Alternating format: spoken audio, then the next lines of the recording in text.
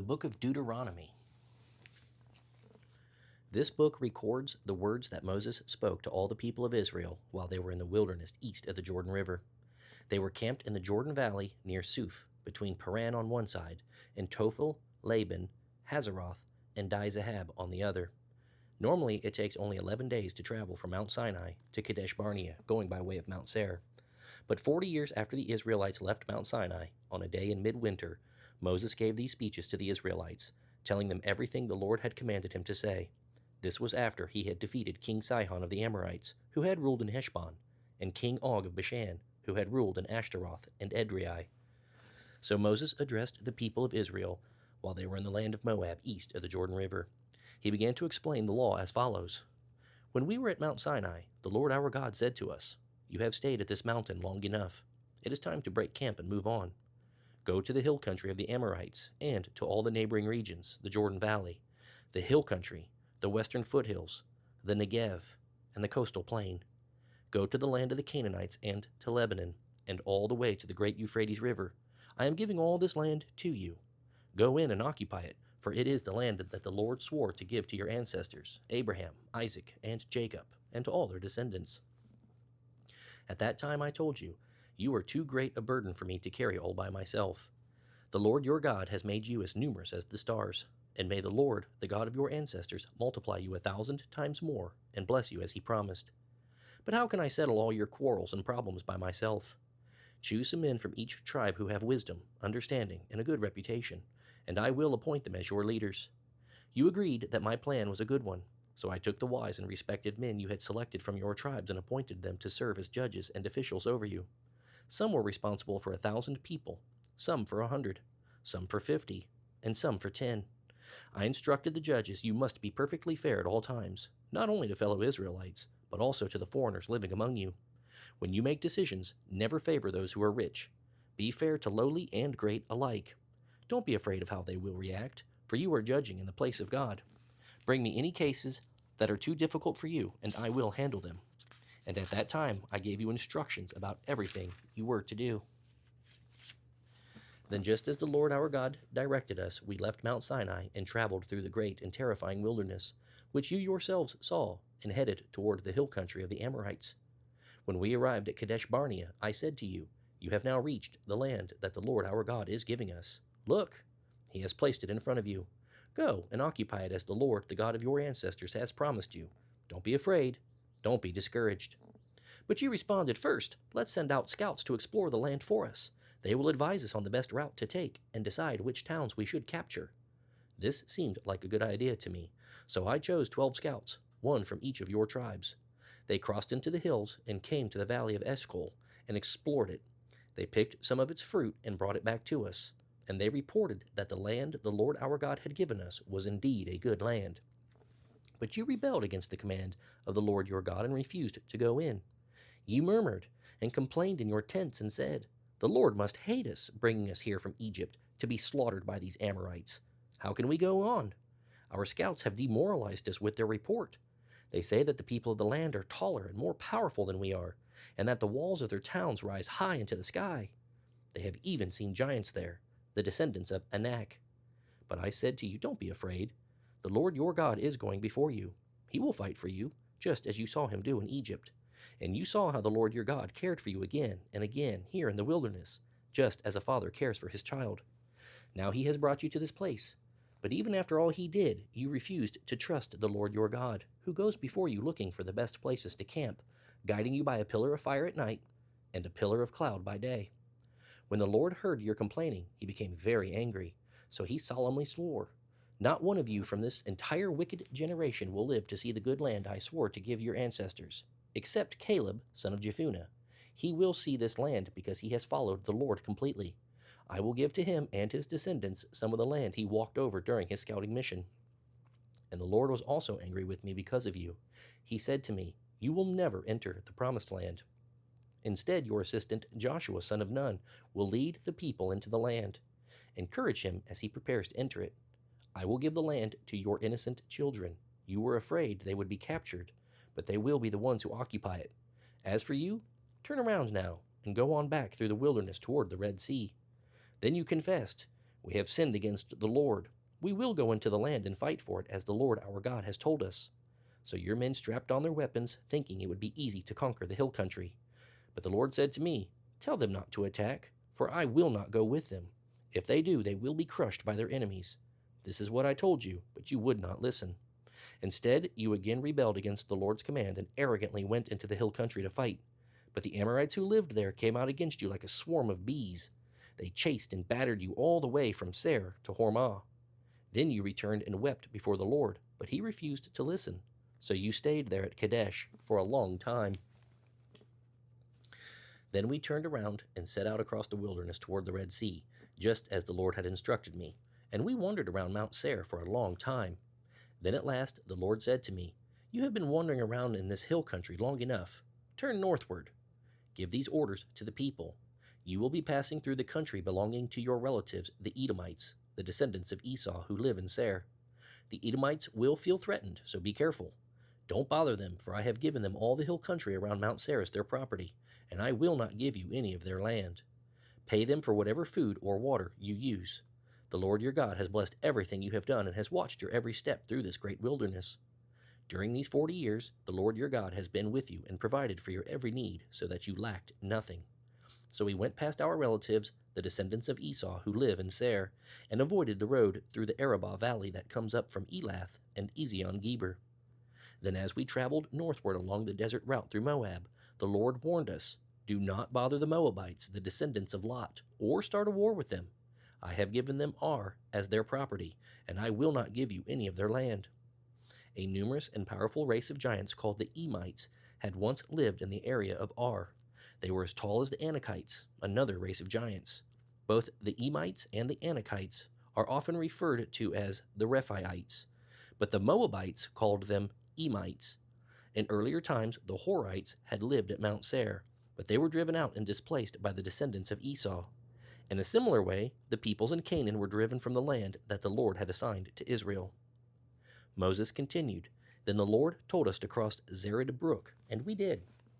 So 38 years passed from the time we first arrived at Kadesh Barnea until we finally crossed Zered Brook. For the Lord had vowed that this could not happen until all the men old enough to fight in battle had died in the wilderness. The Lord had lifted his hand against them until all of them had finally died. When all the men of fighting age had died, the Lord said to me, 'Today you will cross the border of Moab at Ar, and enter the land of Ammon. But do not bother the Ammonites, the descendants of Lot, or start a war with them. I have given the land of Ammon to them as their property, and I will not give you any of their land.' That area too was once considered the land of the Rephaites, though the Ammonites referred to them as the Zamzumites. They were a numerous and powerful race, as tall as the Anakites. But the Lord destroyed them so the Ammonites could occupy their land. He had similarly helped the descendants of Esau at Mount Seir, for he destroyed the Horites so they could settle there in their place. The descendants of Esau live there to this day. A similar thing happened when the Caphtorites from Crete invaded and destroyed the Avites, who had lived in villages in the area of Gaza. Moses continued, "Then the Lord said, 'Now cross the Arnon Gorge. Look, I will help you defeat Sihon the Amorite, king of Heshbon, and I will give you his land. Attack him and begin to occupy the land. Beginning today, I will make all people throughout the earth terrified of you. When they hear reports about you, they will tremble and dread and fear.' Then from the wilderness of Kedemoth I sent ambassadors to King Sihon of Heshbon with the proposal of peace. 'Let us pass through your land. We will stay on the main road and won't turn off into the fields on either side. We will pay for every bite of food we eat and all the water we drink. All we want is permission to pass through your land.' The descendants of Esau at Mount Seir allowed us to go through their country, and so did the Moabites who live in Ar. Let us pass through until we cross the Jordan into the land the Lord our God has given us. But King Sihon refused to allow you to pass through, because the Lord your God made Sihon stubborn and defiant, so he could help you defeat them, as he has now done." Then the Lord said to me, "Look, I have begun to hand King Sihon and his land over to you. Begin now to conquer and occupy his land." Then King Sihon declared war on us and mobilized his forces at Jahaz. But the Lord our God handed him over to us, and we crushed him, his sons, and all his people. We conquered all his towns and completely destroyed everyone, men, women, and children. Not a single person was spared. We took all the livestock as plunder for ourselves, along with anything of value from the towns we ransacked. The Lord our God helped us conquer Aroer on the edge of the Arnon Gorge, the town in the gorge, and the whole area as far as Gilead. No town had walls too strong for us. However, we stayed away from the Ammonites along the Jabbok River and the towns in the hill country, all the places the Lord our God had commanded us to leave alone. Next we headed for the land of Bashan, where King Og and his army attacked us at Edrei. But the Lord told me, "Do not be afraid of him, for I have given you victory over Og and his army, giving you his entire land. Treat him just as you treated King Sihon of the Amorites who ruled in Heshbon." So the Lord our God handed King Og and all his people over to us, and we killed them all. We conquered all 60 of his towns, the entire Argob region in this kingdom of Bashan. These were all fortified cities with high walls and barred gates. We also took many unwalled villages at the same time. We completely destroyed the kingdom of Bashan, just as we had destroyed King Sihon of Heshbon. We destroyed all the people in every town we conquered, men, women, and children alike. But we kept all the livestock for ourselves and took plunder from all the towns. We now possessed all the land of the 2 Amorite kings east of the Jordan River, from the Arnon Gorge to Mount Hermon. Mount Hermon is called Sirion by the Sidonians. The Amorites call it Senir. We had now conquered all the cities on the plateau, and all Gilead and Bashan as far as the towns of Salecah and Edrei, which were part of Og's kingdom in Bashan. Incidentally, King Og of Bashan was the last of the giant Rephaites. His iron bed was more than 13 feet long and 6 feet wide. It can still be seen in the Ammonite city of Rabbah. When we took possession of this land, I gave the territory beyond Aroer along the Arnon Gorge, plus half of the hill country of Gilead with its towns, to the tribes of Reuben and Gad. Then I gave the rest of Gilead and all of Bashan, Og's former kingdom, to the half-tribe of Manasseh. The Argob region of Bashan used to be known as the land of the Rephaites. Jair, a leader from the tribe of Manasseh, acquired the whole Argob region in Bashan all the way to the borders of the Geshurites and Maacathites. Jair renamed this region after himself, calling it the Towns of Jair, as it is still known today. I gave Gilead to the clan of Machir, and to the tribes of Reuben and Gad I gave the area extending from Gilead to the middle of the Arnon Gorge, all the way to the Jabbok River on the Ammonite frontier. They also received the Jordan Valley, including the Jordan River and its eastern banks, all the way from the Sea of Galilee down to the Dead Sea, with the slopes of Pisgah on the east. At that time I gave this command to the tribes that will live east of the Jordan. Although the Lord your God has given you this land as your property, all your fighting men must cross the Jordan, armed and ready to protect your Israelite relatives. Your wives, children, and numerous livestock, however, may stay behind in the towns I have given you. When the Lord has given security to the rest of the Israelites, as he has to you, and when they occupy the land the Lord your God is giving them across the Jordan River, then you may return here to the land I have given you. At that time I said to Joshua, "You have seen all that the Lord your God has done to these 2 kings. He will do the same to all the kingdoms on the west side of the Jordan. Do not be afraid of the nations there, for the Lord your God will fight for you." At that time I pleaded with the Lord and said, "O sovereign Lord, I am your servant. You have only begun to show me your greatness and power. Is there any God in heaven or on earth who can perform such great deeds as yours? Please let me cross the Jordan to see the wonderful land on the other side, the beautiful hill country and the Lebanon mountains." But the Lord was angry with me because of you, and he would not listen to me. "That's enough," he ordered. "Speak of it no more. You can go to Pisgah Peak and view the land in every direction, but you may not cross the Jordan River. But commission Joshua and encourage him, for he will lead the people across the Jordan. He will give them the land you now see before you." So we stayed in the valley near Beth Peor. And now, Israel, listen carefully to these laws and regulations that I am about to teach you. Obey them so that you may live, so you may enter and occupy the land the Lord the God of your ancestors has given you. Do not add to or subtract from these commands I am giving you from the Lord your God. Just obey them. You saw what the Lord did to you at Baal Peor, where the Lord your God destroyed everyone who had worshipped the god Baal of Peor. But all of you that were faithful to the Lord your God are still alive today. You must obey these laws and regulations when you arrive in the land you are about to enter and occupy. The Lord my God gave them to me and commanded me to pass them on to you. If you obey them carefully, you will display your wisdom and intelligence to the surrounding nations. When they hear about these laws, they will exclaim, "What other nation is as wise and as prudent as this?" For what great nation has a God as near to them as the Lord our God is near to us whenever we call on him? And what great nation has laws and regulations as fair as this body of laws that I am giving you today? But watch out! Be very careful never to forget what you have seen the Lord do for you. Do not let these things escape from your mind as long as you live, and be sure to pass them on to your children and grandchildren. Tell them especially about the day when you stood before the Lord your God at Mount Sinai, where he told me, 'Summon the people before me, and I will instruct them. That way they will learn to fear me as long as they live, and they will be able to teach my laws to their children.' You came near and stood at the foot of the mountain, while the mountain was burning with fire. Flames shot into the sky, shrouded in black clouds and deep darkness, and the Lord spoke to you from the fire. You heard his words, but didn't see his form. There was only a voice. He proclaimed his covenant, which he commanded you to keep, the 10 Commandments, and wrote them on 2 stone tablets. It was at that time that the Lord commanded me to issue the laws and regulations you must obey in the land you are about to enter and occupy. But be careful. You did not see the Lord's form on the day he spoke to you from the fire at Mount Sinai. So do not corrupt yourselves by making a physical image in any form, whether of a man or a woman, an animal or a bird, a creeping creature or a fish.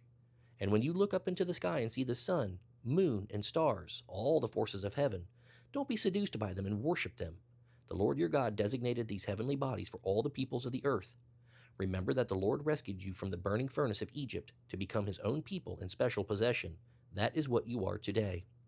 But the Lord was very angry with me because of you. He vowed that I would never cross the Jordan River into the good land the Lord your God is giving you as your special possession. Though you will cross the Jordan to occupy the land, I will die here on this side of the river. So be careful not to break the covenant the Lord your God has made with you. You will break it if you make idols of any shape or form, for the Lord your God has absolutely forbidden this. The Lord your God is a devouring fire, a jealous God. In the future, when you have children and grandchildren and have lived in the land a long time, do not corrupt yourselves by making idols of any kind. This is evil in the sight of the Lord your God and will arouse his anger. Today I call heaven and earth as witness against you.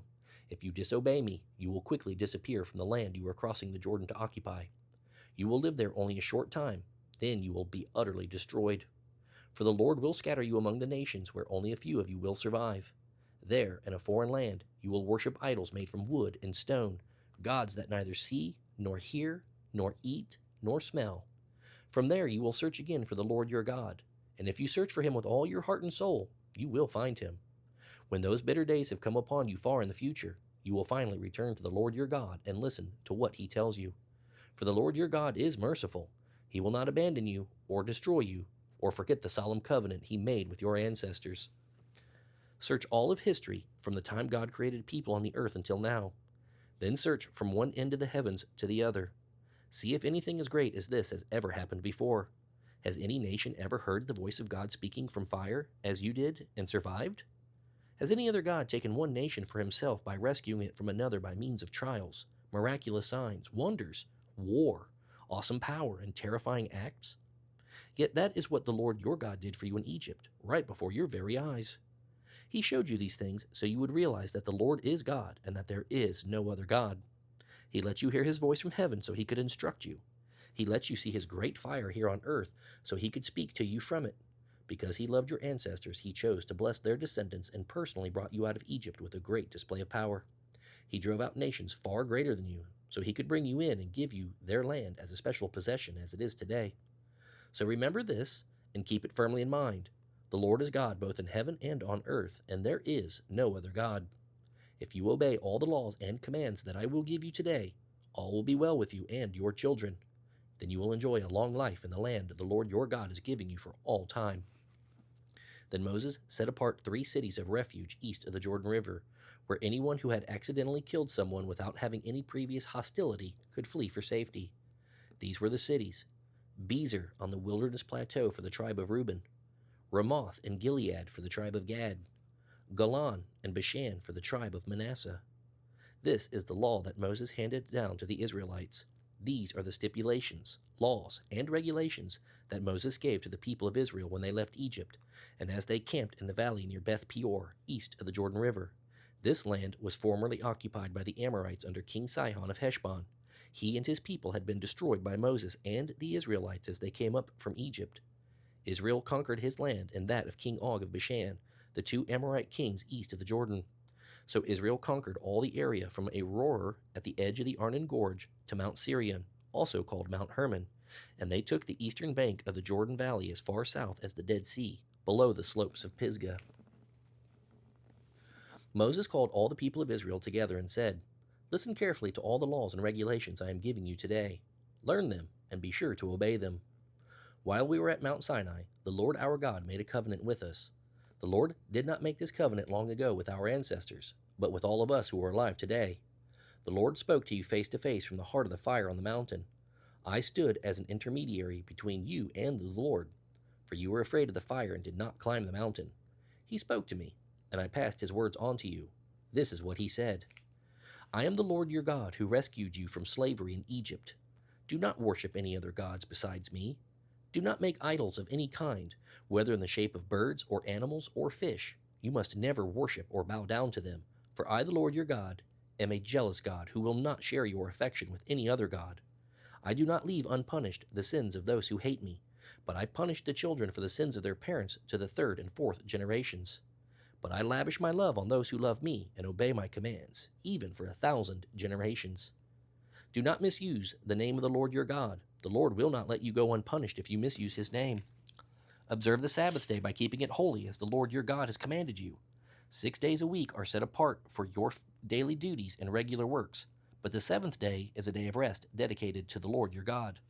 On that day, no one in your household may do any kind of work. This includes you, your sons and daughters, your male and female servants, your oxen and donkeys and other livestock, and any foreigners living among you. All your male and female servants must rest as you do. Remember that you were once slaves in Egypt, and that the Lord your God brought you out with amazing power and mighty deeds. That is why the Lord your God has commanded you to observe the Sabbath day. Honor your father and mother as the Lord your God commanded you. Then you will live a long, full life in the land the Lord your God will give you. Do not murder. Do not commit adultery. Do not steal. Do not testify falsely against your neighbor. Do not covet your neighbor's wife. Do not covet your neighbor's house or land, male or female servant, ox or donkey, or anything else your neighbor owns. The Lord spoke these words with a loud voice to all of you from the heart of the fire, surrounded by clouds and deep darkness.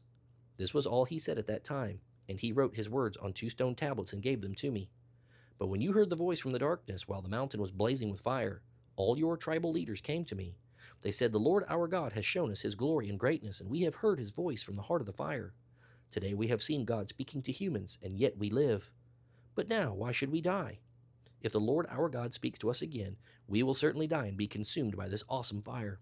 Can any living thing hear the voice of the living God from the heart of the fire and yet survive? You go and listen to what the Lord our God says. Then come and tell us everything he tells you, and we will listen and obey.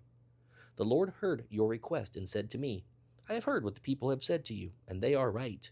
Oh, that they would always have hearts like this, and that they might fear me and obey all my commands. If they did, they and their descendants would prosper forever. Go and tell them to return to their tents.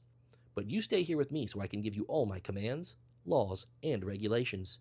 You will teach them to the people so they can obey them in the land I am giving to them as their inheritance. So Moses told the people, You must obey all the commands of the Lord your God, following his instructions in every detail. Stay on the path that the Lord your God has commanded you to follow. Then you will live long and prosperous lives in the land you are about to enter and occupy. These are all the commands, laws, and regulations that the Lord your God told me to teach you so you may obey them in the land you are about to enter and occupy, and so you and your children and grandchildren might fear the Lord your God as long as you live. If you obey all his laws and commands, you will enjoy a long life. Listen closely, Israel, to everything I say. Be careful to obey. Then all will go well with you, and you will have many children in the land flowing with milk and honey, just as the Lord, the God of your ancestors, promised you. Hear, O Israel, the Lord is our God, the Lord alone, and you must love the Lord your God with all your heart, all your soul, and all your strength. And you must commit yourselves wholeheartedly to these commands I am giving you today. Repeat them again and again to your children. Talk about them when you are at home and when you are away on journey, when you are lying down and when you are getting up again. Tie them to your hands as a reminder and wear them on your forehead. Write them on the doorposts of your house and on your gates. The Lord your God will soon bring you into the land he swore to give your ancestors, Abraham, Isaac, and Jacob. It is a land filled with large, prosperous cities that you did not build. The houses will be richly stocked with goods you did not produce. You will draw water for cisterns you did not dig, and you will eat from vineyards and olive trees you did not plant. When you have eaten your fill in this land, be careful not to forget the Lord who rescued you from slavery in the land of Egypt. You must fear the Lord your God and serve him. When you take an oath, you must use only his name. You must not worship any of the gods of neighboring nations, for the Lord your God who lives among you is a jealous God. His anger will flare up against you and wipe you from the face of the earth. Do not test the Lord your God as you did when you complained at Massa. You must diligently obey the commands of the Lord your God, all the stipulations and laws he has given you. Do what is right and good in the Lord's sight, so all will go well with you. Then you will enter and occupy the good land that the Lord solemnly promised to give your ancestors. You will drive out all the enemies living in your land, just as the Lord said you would. In the future, your children will ask you, what is the meaning of these stipulations, laws, and regulations that the Lord our God has given us? Then you must tell them, we were Pharaoh's slaves in Egypt, but the Lord brought us out of Egypt with amazing power. Before our eyes, the Lord did miraculous signs and wonders, dealing terrifying blows against Egypt and Pharaoh and all his people. He brought us out of Egypt so he could give us this land he had solemnly promised to give our ancestors. And the Lord our God commanded us to obey all these laws and to fear him for our own prosperity and well-being, as is now the case, for we are righteous when we obey all the commands the Lord our God has given us. When the Lord your God brings you into the land you are about to enter and occupy, he will clear away many nations ahead of you: the Hittites, Girgashites, Amorites, Canaanites, Perizzites, Hivites, and Jebusites. These 7 nations are all more powerful than you. When the Lord your God hands these nations over to you and you conquer them, you must completely destroy them. Make no treaties with them and show them no mercy. Do not intermarry with them, and don't let your daughters and sons marry their sons and daughters. They will lead your young people away from me to worship other gods. Then the anger of the Lord will burn against you, and he will destroy you. Instead, you must break down their pagan altars and shatter their sacred pillars. Cut down their Asherah poles and burn their idols, for you are a holy people who belong to the Lord your God. Of all the people on earth, the Lord your God has chosen you to be his own special treasure. The Lord did not choose you and lavish his love on you because you were larger or greater than other nations, for you were the smallest of all nations. It was simply because the Lord loves you, and because he was keeping the oath he had sworn to your ancestors. That is why the Lord rescued you with such amazing power from your slavery under Pharaoh in Egypt. Understand, therefore, that the Lord your God is indeed God. He is the faithful God who keeps his covenant for 1,000 generations, and constantly loves those who love him and obey his commands. But he does not hesitate to punish and destroy those who hate him. Therefore, obey all these commands, laws, and regulations I am giving you today. If you listen to these regulations and obey them faithfully, the Lord your God will keep his covenant of unfailing love with you, as he solemnly promised your ancestors. He will love you and bless you and make you into a great nation. He will give you many children and give fertility to your land and your animals. When you arrive in the land he swore to give your ancestors, you will have large crops of grain, grapes, and olives, and great herds of cattle, sheep, and goats. You will be blessed above all the nations of the earth. None of your men or women will be childless, and all your livestock will bear young. And the Lord will protect you from all sickness. He will not let you suffer from the terrible disease you knew in Egypt, but he will bring them all on your enemies. You must destroy all the nations the Lord your God hands over to you. Show them no mercy and do not worship their gods. If you do, they will trap you. Perhaps you will think to yourselves, how can we ever conquer these nations that are so much more powerful than we are? But don't be afraid of them. Just remember what the Lord your God did to Pharaoh and to all the land of Egypt. Remember the great terrors the Lord your God sent against them. You saw it all with your own eyes. And remember the miraculous signs and wonders and the amazing power he used when he brought you out of Egypt. The Lord your God will use this same power against the people you fear. And then the Lord your God will send hornets to drive out a few survivors still hiding from you. No, do not be afraid of those nations, for the Lord your God is among you, and he is a great and awesome God. The Lord your God will drive those nations out ahead of you, little by little. You will not clear them all away at once, for if you did, the wild animals would multiply too quickly for you. But the Lord your God will hand them over to you. He will throw them into complete confusion until they are destroyed. He will put their kings in your power, and you will erase their names from the face of the earth. No one will be able to stand against you, and you will destroy them all. You must burn their idols in fire, and do not desire the silver or gold with which they are made. Do not take it, or it will become a snare to you, for it is detestable to the Lord your God. Do not bring any detestable objects into your home, for then you will be set apart for destruction just like them.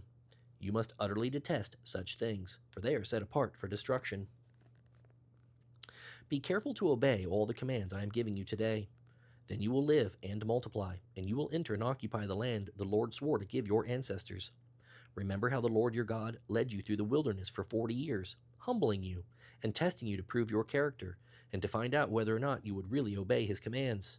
Yes, he humbled you by letting you go hungry and then feeding you with manna, a food previously unknown to you and your ancestors. He did it to teach you that people need more than bread for their life. Real life comes by feeding on every word of the Lord. For all these 40 years, your clothes didn't wear out, and your feet didn't blister or swell. So you should realize that just as a parent disciplines a child, the Lord your God disciplines you to help you. So obey the commands of the Lord your God by walking in his ways and fearing him. For the Lord your God is bringing you into a good land of flowing streams and pools of water, with springs that gush forth in the valleys and hills. It is a land of wheat and barley, of grapevines, fig trees, pomegranates, olives, and honey. It is a land where food is plentiful and nothing is lacking. It is a land where iron is as common as stone, and copper is as abundant in the hills. When you have eaten your fill, praise the Lord your God for the good land he has given you. But that is the time to be careful.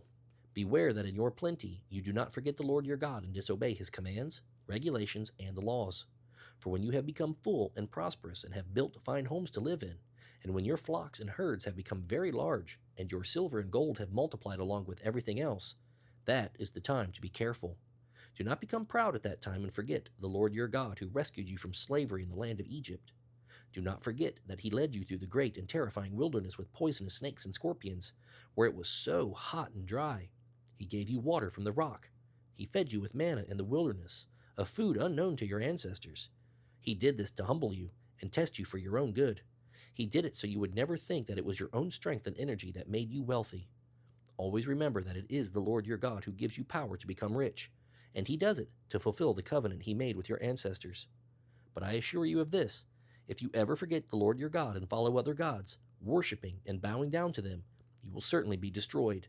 Just as the Lord has destroyed other nations in your path, you also will be destroyed for not obeying the Lord your God.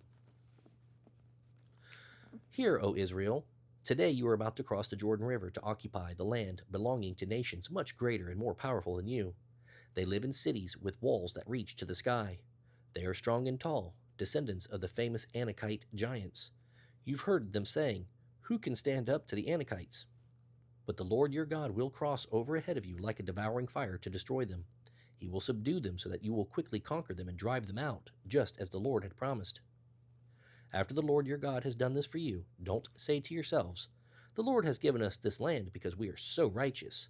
No, it is because of the wickedness of the other nations that he is doing it. It is not at all because you are such righteous, upright people that you are about to occupy their land.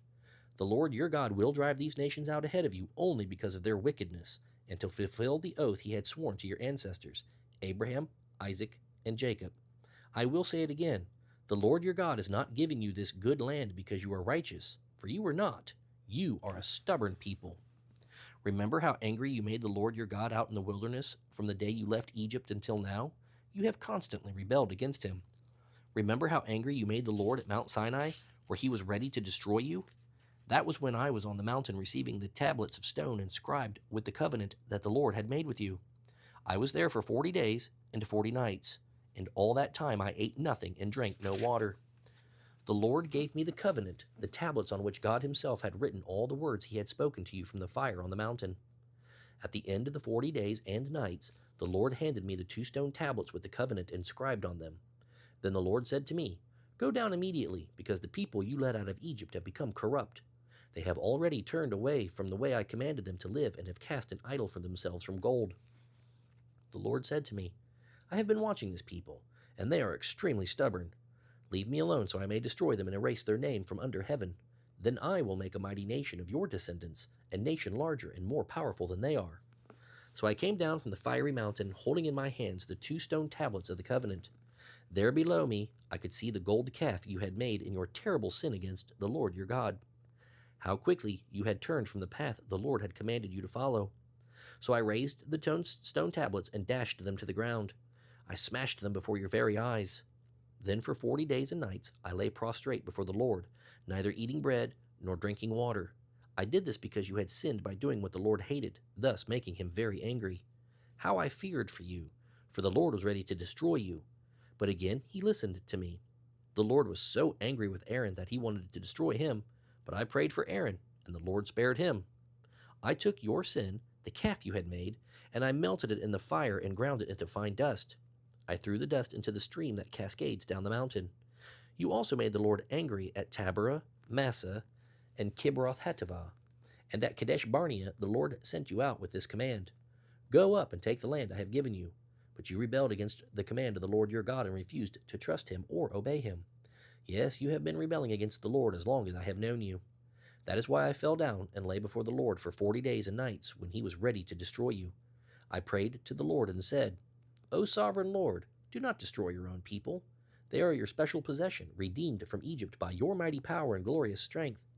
Overlook the stubbornness and sin of these people, but remember instead your servants Abraham, Isaac, and Jacob. If you destroy these people, the Egyptians will say, The Lord destroyed them because he wasn't able to bring them to the land he had sworn to give them. Or they might say, He destroyed them because he hated them. He brought them into the wilderness to slaughter them. But they are your people and your special possession, whom you brought from Egypt by your mighty power and glorious strength. At that time the Lord said to me, Prepare 2 stone tablets like the first ones, and make a sacred chest of wood to keep them in. Return to me on the mountain, and I will write on the tablets the same words that were on the ones you smashed. Then place the tablets in the sacred chest, the Ark of the Covenant. So I made a chest of acacia wood, and cut 2 stone tablets like the first 2, and I took the tablets up the mountain. The Lord again wrote the terms of the covenant, the 10 commandments, on them and gave them to me. They were the same words the Lord had spoken to you from the heart of the fire on the mountain, as you were assembled below. Then I came down and placed the tablets in the Ark of the Covenant which I had made, just as the Lord commanded me, and the tablets are still there in the Ark. The people of Israel set out from the wells of the people of Jachin, and traveled to Moserah, where Aaron died and was buried. His son Eleazar became the high priest in his place. Then they journeyed to Gudgodah, and from there to Jotbathah, a land with brooks of water. At that time the Lord set apart the tribe of Levi to carry the ark of the Lord's covenant, to minister before the Lord, and to pronounce blessings in his name. These are still duties. That is why the Levites have no share or inheritance reserved for them among the other Israelite tribes. The Lord himself is their inheritance, as the Lord your God told them. As I said before, I stayed on the mountain in the Lord's presence for 40 days and nights, and I had done the first time. And again the Lord yielded to my pleas and didn't destroy you. But the Lord said to me, Get up and lead the people into the land I swore to give their ancestors, so they may take possession of it. And now, Israel, what does the Lord your God require of you? He requires you to fear him, to live according to his will, to love and worship him with all your heart and soul, and to obey the Lord's commands and laws that I am giving you today for your own good. The highest heavens and the earth and everything in it all belong to the Lord your God. Yet the Lord chose your ancestors as the objects of his love, and he chose you, their descendants, above every other nation, as is evident today. Therefore cleanse your sinful hearts and stop being stubborn. The Lord your God is the God of gods and Lord of lords. He is the great God, mighty and awesome, who shows no partiality and takes no bribes. He gives justice to orphans and widows. He shows love to the foreigners living among you and gives them food and clothing. You too must show love to foreigners, for you yourselves were once foreigners in the land of Egypt. You must fear the Lord your God and worship him and cling to him. Your oaths must be in his name alone. He is your God, the one who is worthy of your praise, the one who has done mighty miracles that you yourselves have seen. When your ancestors went down into Egypt, there were only 70 of them, but now the Lord your God has made you as numerous as the stars in the sky. You must love the Lord your God and obey all his requirements, laws, regulations, and commands.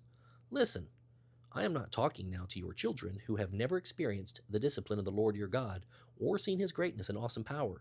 They weren't there to see the miraculous signs and wonders he performed in Egypt against Pharaoh and all his land. They didn't see what the Lord did to the armies of Egypt and to their horses and chariots, how he drowned them in the Red Sea as they were chasing you, and how he has kept them devastated to this very day. They didn't see how the Lord cared for you in the wilderness until you arrived here. They weren't there to see what he did to Dathan and Abiram, the sons of Eliab, a descendant of Reuben, when the earth opened up and swallowed them, along with their households and tents and every living thing that belonged to them. But you have seen all the Lord's mighty deeds with your own eyes. Therefore, be careful to obey every command I am giving you today, so you may have strength to go in and occupy the land you are about to enter. If you obey, you will enjoy a long life in the land the Lord swore to give to you and your ancestors, their descendants, a land flowing with milk and honey. For the land you are about to enter and occupy is not like the land of Egypt from which you came, where you planted your seed and dug out irrigation ditches with your foot as in a vegetable garden. It is a land of hills and valleys with plenty of rain, a land that the Lord your God cares for. He watches over it day after day throughout the year. If you carefully obey all the commands I am giving you today, and if you love the Lord your God with all your heart and soul, and if you worship him, then he will send the rains in their proper seasons so you can harvest crops of grain, grapes for wine, and olives for oil. He will give you lush pasture land for your cattle to graze in, and you yourselves will have plenty to eat.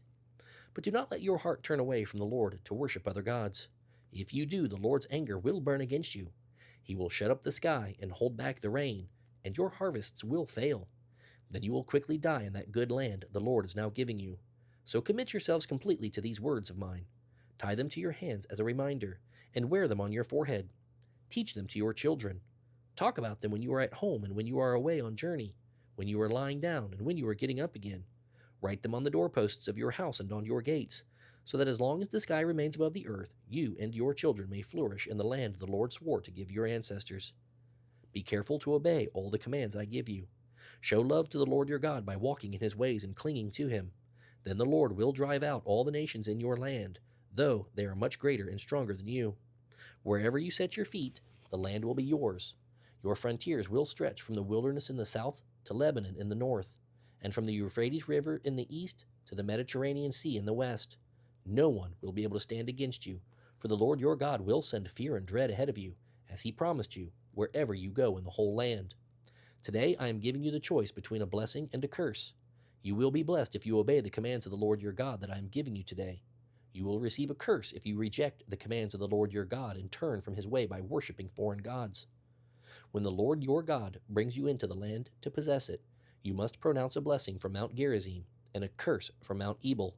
These two mountains are west of the Jordan River in the land of the Canaanites who live in the Jordan Valley, near the town of Gilgal. They are located toward the west, not far from the oaks of Moreh. For you are about to cross the Jordan to occupy the land the Lord your God is giving you. When you are living in that land, you must be careful to obey all the laws and regulations I am giving you today. These are the laws and regulations you must obey as long as you live in the land the Lord, the God of your ancestors, has given you. When you drive out the nations that live there, you must destroy all the places where they worship their gods, high on the mountains, up on the hills, and under every green tree. Break down their altars and smash their sacred pillars. Burn their Asherah poles and cut down their carved idols. Erase the names of their gods from those places. Do not worship the Lord your God in the way these pagan peoples worship their gods. Rather, you must seek the Lord your God at the place he himself will choose from among all the tribes for his name to be honored. There you will bring to the Lord your burnt offerings, your sacrifices, your tithes, your special gifts, your offerings to fulfill a vow, your free will offerings, and your offerings of the firstborn animals of your flocks and herds. There you and your families will feast in the presence of the Lord your God, and you will rejoice in all you have accomplished because the Lord your God has blessed you. Today you are doing whatever you please, but that is not how it will be when you arrive in the place of rest the Lord your God is giving you. You will soon cross the Jordan River and live in the land the Lord your God is giving you as a special possession. When he gives you rest and security from all your enemies, you must bring everything I command you: your burnt offerings, your sacrifices, your tithes, your special gifts, and your offerings to fulfill a vow, to the place the Lord your God will choose for his name to be honored. You must celebrate there with your sons and daughters and all your servants in the presence of the Lord your God. And remember the Levites who live in your towns, for they will have no inheritance of land as their own. Be careful not to sacrifice your burnt offerings just anywhere. You may do so only at the place the Lord will choose within one of your tribal territories. There you must offer your burnt offerings and do everything I command you. But you may butcher animals for meat in any town, wherever you want, just as you do now with gazelle and deer. You may eat as many animals as the Lord your God gives you. All of you, whether ceremonially clean or unclean, may eat that meat. The only restriction is that you are not to eat the blood. You must pour it out on the ground like water. But your offerings must not be eaten at home, neither the tithe of your grain and new wine and olive oil, nor the firstborn of your flocks and herds, nor an offering to fulfill a vow, nor your free will offerings, nor your special gifts. You must eat these in the presence of the Lord, your God, at the place he will choose. Eat them there with your children, your servants, and the Levites who live in your towns, celebrating in the presence of the Lord your God in all you do. Be very careful never to forget the Levites as long as you live in your land. When the Lord your God enlarges your territory as he has promised, you may eat meat whenever you want. It might happen that the place the Lord your God chooses for his name to be honored is a long way from your home. If so, you may butcher any of the cattle or sheep the Lord has given you, and you may eat the meat at your home as I have commanded you. Anyone, whether ceremonially clean or unclean, may eat that meat, just as you do now with gazelle and deer. The only restriction is never to eat the blood, for the blood is the life, and you must not eat the life with the meat. Instead, pour out the blood on the ground like water. Do not eat the blood. Then all will go well with you and your children, because you will be doing what pleases the Lord. Take your sacred gifts and your offerings given to fulfill a vow to the place the Lord chooses to dwell. You must offer the meat and blood of your burnt offerings on the altar of the Lord your God.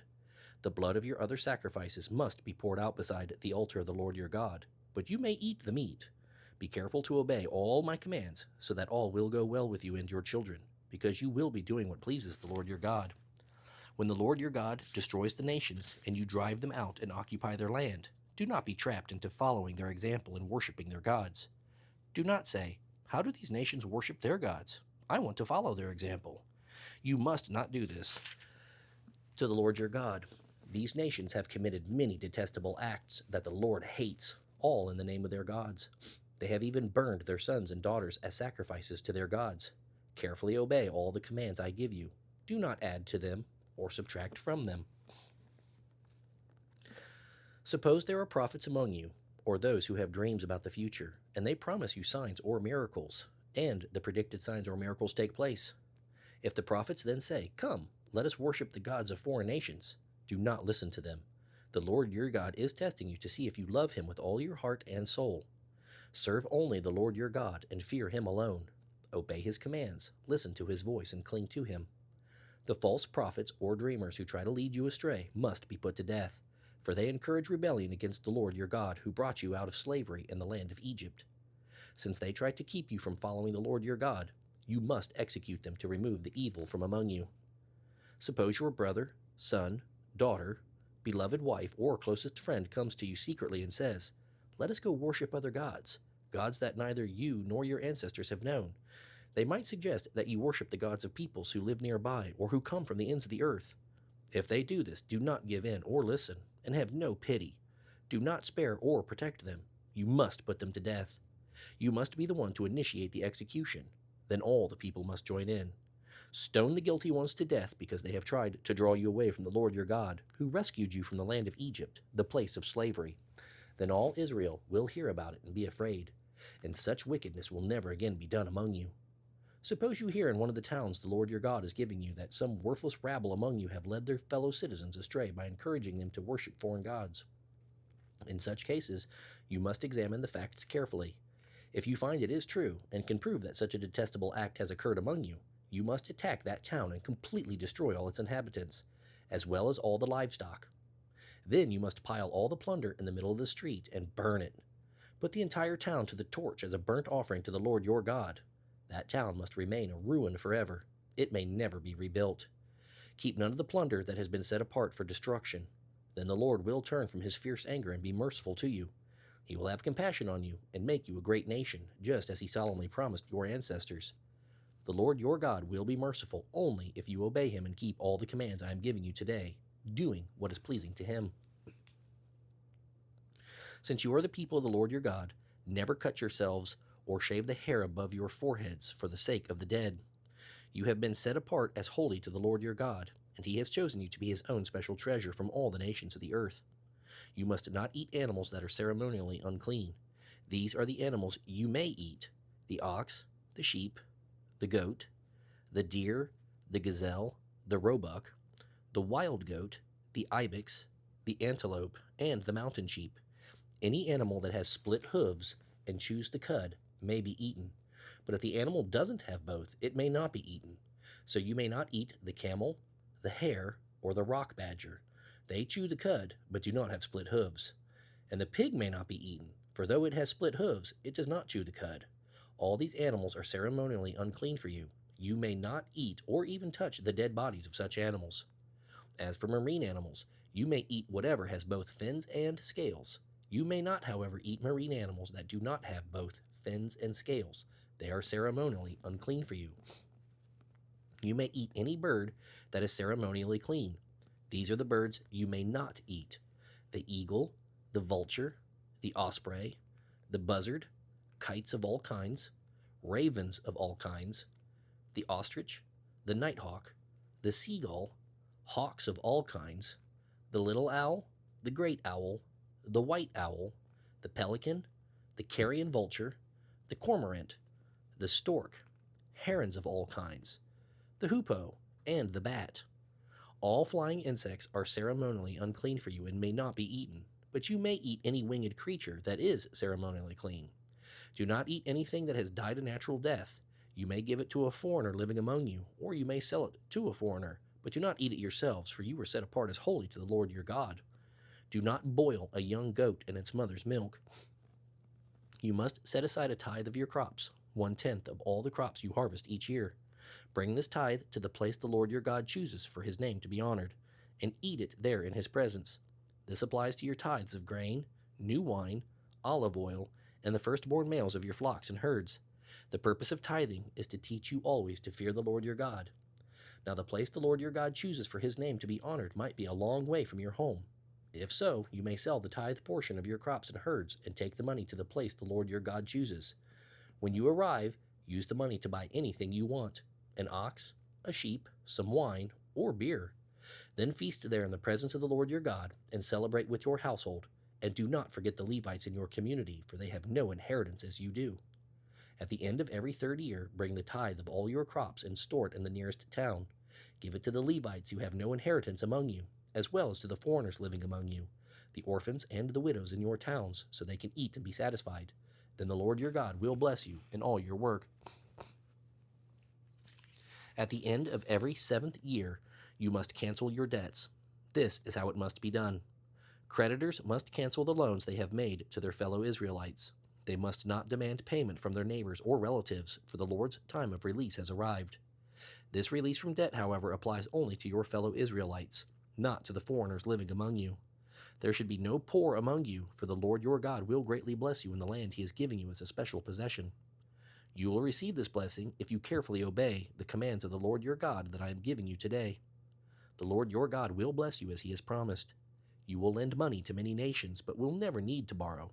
You will rule many nations, but they will not rule over you. But if there are any poor people in your towns when you arrive in the land the Lord your God is giving you, do not be hard-hearted or tight-fisted toward them. Instead, be generous and lend them whatever they need. Do not be mean-spirited and refuse someone a loan, because the year of release is close at hand. If you refuse to make the loan, and the needy person cries out to the Lord, you will be considered guilty of sin. Give freely without begrudging it, and the Lord your God will bless you in everything you do. There will always be some among you who are poor. That is why I am commanding you to share your resources freely with the poor and with other Israelites in need. If an Israelite man or woman voluntarily becomes your servant and serves you for 6 years, in the 7th year you must set that servant free.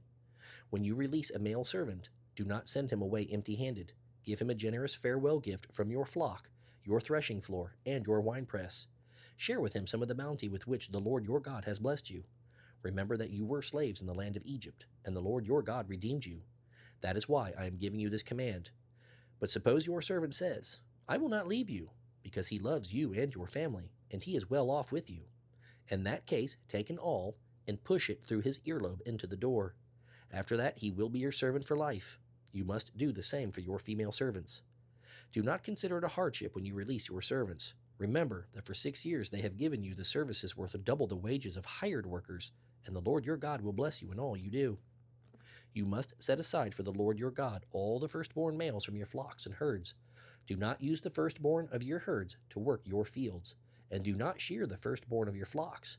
Instead, you and your family must eat these animals in the presence of the Lord your God each year at the place he chooses.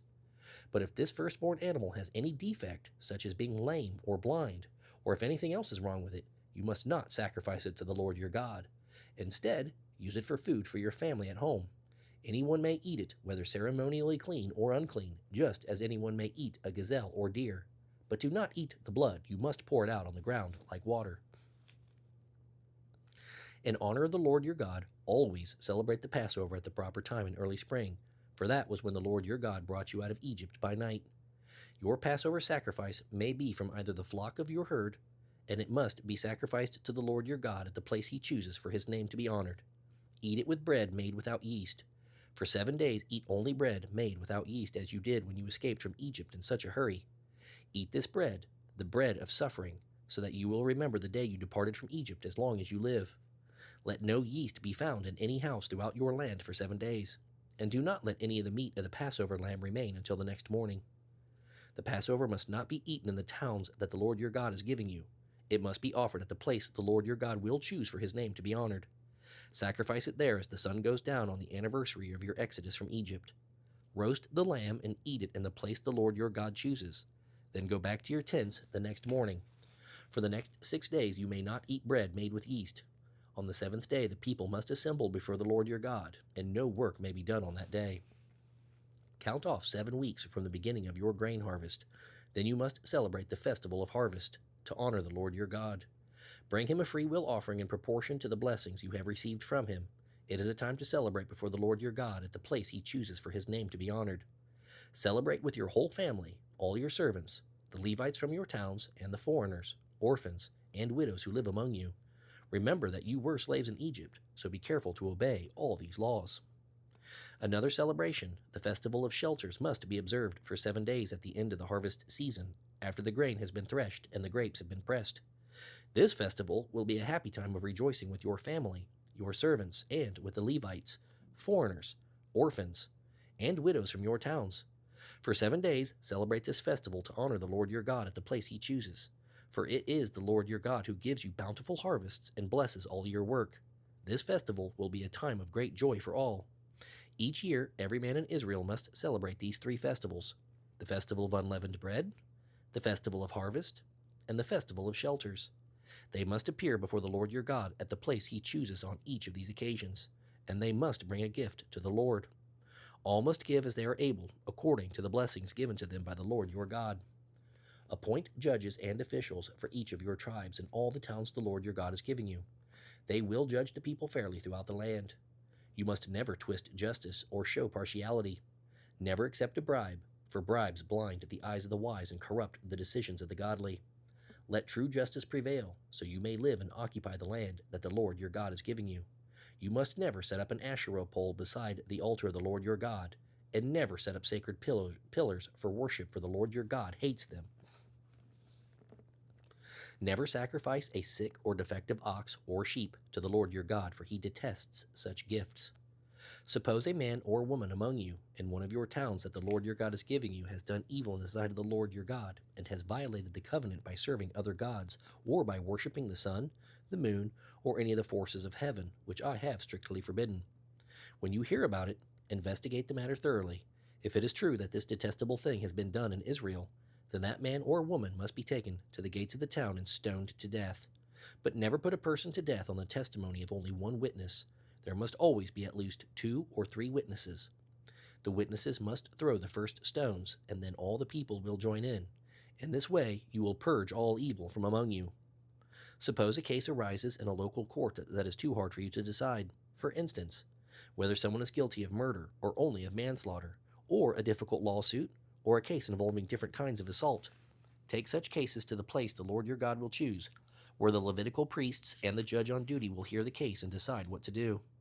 The decision they make at that place the Lord chooses will always stand. You must do exactly what they say. After they have interpreted the law and reached a verdict, the sentence they impose must be fully executed. Do not modify it in any way. Anyone arrogant enough to reject the verdict of the judge or of the priest who represents the Lord your God must be put to death. Such evil must be purged from Israel. Then everyone will hear about it and be afraid to act so arrogantly. You will soon arrive in the land the Lord your God is giving you, and you will conquer it and settle there. Then you may begin to think, we ought to have a king like the other nations around us. If this happens, be sure that you select as king the man the Lord your God chooses. You must appoint a fellow Israelite, not a foreigner. The king must not build up a large stable of horses for himself, and he must never send his people to Egypt to buy horses there, for the Lord God has told you, you must never return to Egypt. The king must not take many wives for himself, because they will lead him away from the Lord, and he must not accumulate vast amounts of wealth in silver and gold for himself. When he sits on the throne as king, he must copy these laws on a scroll for himself in the presence of the Levitical priests. He must always keep this copy of the law with him and read it daily as long as he lives. That way he will learn to fear the Lord his God by obeying all the terms of this law. This regular reading will prevent him from becoming proud and acting as if he is above his fellow citizens. It will also prevent him from turning away from these commands in the smallest way. This will ensure that he and his descendants will reign for many generations in Israel. Remember that the Levitical priests and the rest of the tribe of Levi will not be given an inheritance of land like the other tribes in Israel. Instead, the priests and Levites will eat from the offerings given to the Lord by fire, for that is their inheritance. They will have no inheritance of their own among the Israelites. The Lord himself is their inheritance, just as he promised them. These are the parts the priests may claim as their share from the oxen and sheep that the people bring as offerings: the shoulders, the cheeks, and the stomach. You must also give to the priests the first share of the grain, the new wine, the olive oil, and the wool at shearing time. For the Lord your God chose the tribe of Levi out of all your tribes to minister in the Lord's name forever. Any Levite who so desires may come from any town in Israel from wherever he is living to the place the Lord chooses. He may minister there in the name of the Lord his God, just like his fellow Levites who are serving the Lord there. He may eat his share of the sacrifices and offerings, even if he has a private source of income. When you arrive in the land the Lord your God has given you, be very careful not to imitate the detestable customs of the nations living there. For example, never sacrifice your son or daughter as a burnt offering, and do not let your people practice fortune-telling or sorcery, or allow them to interpret omens, or engage in witchcraft, or cast spells, or function as mediums or psychics, or call forth the spirits of the dead. Anyone who does these things is an object of horror and disgust to the Lord. It is because the other nations have done these things that the Lord your God will drive them out ahead of you. You must be blameless before the Lord your God. The people you are about to displace consult with sorcerers and fortune-tellers, but the Lord your God forbids you to do such things. The Lord your God will raise up for you a prophet like me from among your fellow Israelites, and you must listen to that prophet, for this is what you yourselves requested of the Lord your God when you were assembled at Mount Sinai. You begged that you might never again have to listen to the voice of the Lord your God or see this blazing fire for fear you would die. Then the Lord said to me, "Fine, I will do as they have requested. I will raise up a prophet like you from among their fellow Israelites. I will tell that prophet what to say, and he will tell the people everything I command him. I will personally deal with anyone who will not listen to the messages the prophets proclaim on my behalf. But any prophet who claims to give a message from another god or who falsely claims to speak for me must die." You may wonder, how will we know whether the prophecy is from the Lord or not? If the prophet predicts something in the Lord's name and it does not happen, the Lord did not give the message. That prophet has spoken on his own and need not be feared. The Lord your God will soon destroy the nations whose land he is giving you, and you will displace them and settle in their towns and homes. Then you must set apart 3 cities of refuge in the land the Lord your God is giving you to occupy. Divide the land the Lord your God is giving you into these 3 districts, with one of these cities in each district. Keep the roads to these cities in good repair so that anyone who has killed someone can flee there for safety. If someone accidentally kills a neighbor without harboring any previous hatred, the slayer may flee to any of these cities and be safe. For example, suppose someone goes into the forest with a neighbor to cut wood, and suppose one of them swings an axe and the axe head flies off the handle, killing the other person. In such cases, the slayer could flee to one of the cities of refuge and be safe. If the distance to the nearest city of refuge was too far, an enraged avenger might be able to chase down and kill the person who caused the death. The slayer would die even though there was no death sentence, and the first death had been an accident. That is why I am commanding you to set aside 3 cities of refuge. If the Lord your God enlarges your territory, as he solemnly promised your ancestors, and gives you all the land he promised them, you must designate 3 additional cities of refuge. He will give you this land if you obey all the commands I have given you, if you always love the Lord your God and walk in his ways. That way you will prevent the death of innocent people in the land the Lord your God is giving you as a special possession, and you will not be held responsible for murder. But suppose someone hates a neighbor and deliberately ambushes and murders that neighbor and then escapes to one of the cities of refuge. In that case, the leaders of the murderer's hometown must have the murderer brought back from the city of refuge and handed over to the dead person's avenger to be killed. Do not feel sorry for that murderer. Purge the guilt of murder from Israel, so all may go well with you. When you arrive in the land the Lord your God is giving you as a special possession, never steal someone's land by moving the boundary markers your ancestors set up to mark their property. Never convict anyone of a crime on the testimony of just one witness. The facts of the case must be established by the testimony of 2 or 3 witnesses. If a malicious witness comes forward and accuses someone of a crime, then both the accuser and accused must appear before the priests and judges who are on duty before the Lord. They must be closely questioned, and if the accuser is found to be lying, the accuser will receive the punishment intended for the accused. In this way, you will cleanse such evil from among you. Those who hear about it will be afraid to do such an evil thing again. You must never show pity. Your rule should be life for life, eye for eye, tooth for tooth, hand for hand, foot for foot. When you go out to fight your enemies, and you face horses and chariots and an army greater than your own, do not be afraid. The Lord your God who brought you safely out of Egypt is with you. Before you go into battle, the priest will come forward to speak with the troops. He will say, "Listen to me, all you men of Israel. Do not be afraid as you go out to fight today. Do not lose heart or panic, for the Lord your God is going with you. He will fight for you against your enemies, and he will give you victory." Then the officers of the army will address the troops and say, "Has anyone just built a new house but not yet dedicated it? If so, go home. You might be killed in the battle, and someone else would dedicate your house. Has anyone just planted a vineyard but not yet eaten any of its fruit? If so, go home. You might die in battle, and someone else would eat from it. Has anyone just become engaged? Well, go home and get married. You might die in the battle, and someone else would marry your fiancée." Then the officers will also say, "Is anyone terrified? If you are, go home before you frighten anyone else." When the officers have finished saying this to their troops, they will announce the names of their unit commanders. As you approach a town to attack it, first offer its people terms for peace. If they accept your terms and open the gates to you, then all the people inside will serve you in forced labor. But if they refuse to make peace and prepare to fight, you must attack the town. When the Lord your God hands it over to you, kill every man in the town, but you may keep for yourselves all the women, children, livestock, and other plunder. You may enjoy the spoils of your enemies that the Lord your God has given you, but these instructions apply only to distant towns, not to the towns of nations nearby. As for the towns of the nations the Lord your God is giving you as a special possession, destroy every living thing in them. You must completely destroy the Hittites, Amorites, Canaanites, Perizzites, Hivites, and Jebusites, just as the Lord your God had commanded you. This will keep the people of the land from teaching you their detestable customs in the worship of their gods, which would cause you to sin deeply against the Lord your God. When you are besieging a town and the war drags on, do not destroy the trees. Eat the fruit, but do not cut down the trees. They are not enemies that need to be attacked. But you may cut down trees that you know are not valuable for food. Use them to make the equipment you need to besiege the town until it falls. Suppose someone is found murdered in a field in the land the Lord your God is giving you, and you don't know who committed the murder.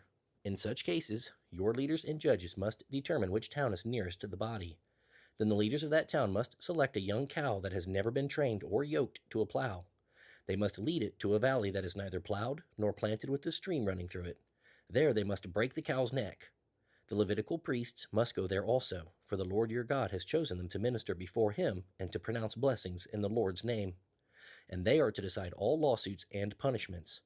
The leaders of the town nearest the body must wash their hands over the young cow whose neck was broken.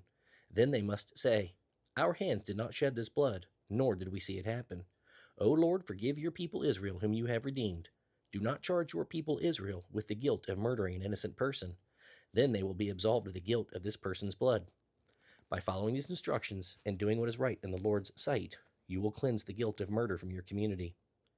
Suppose you go to war against your enemies, and the Lord your God hands them over to you, and you take captives.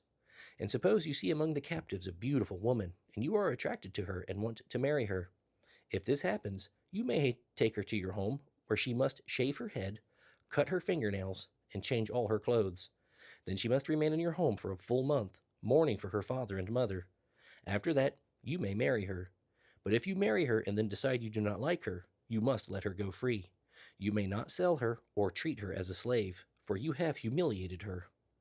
Suppose a man has 2 wives, but he loves one and not the other, and both have given him sons. And suppose the firstborn son is the son of the wife he does not love. When the man divides the inheritance, he may not give the larger inheritance to his younger son, the son of the wife he loves.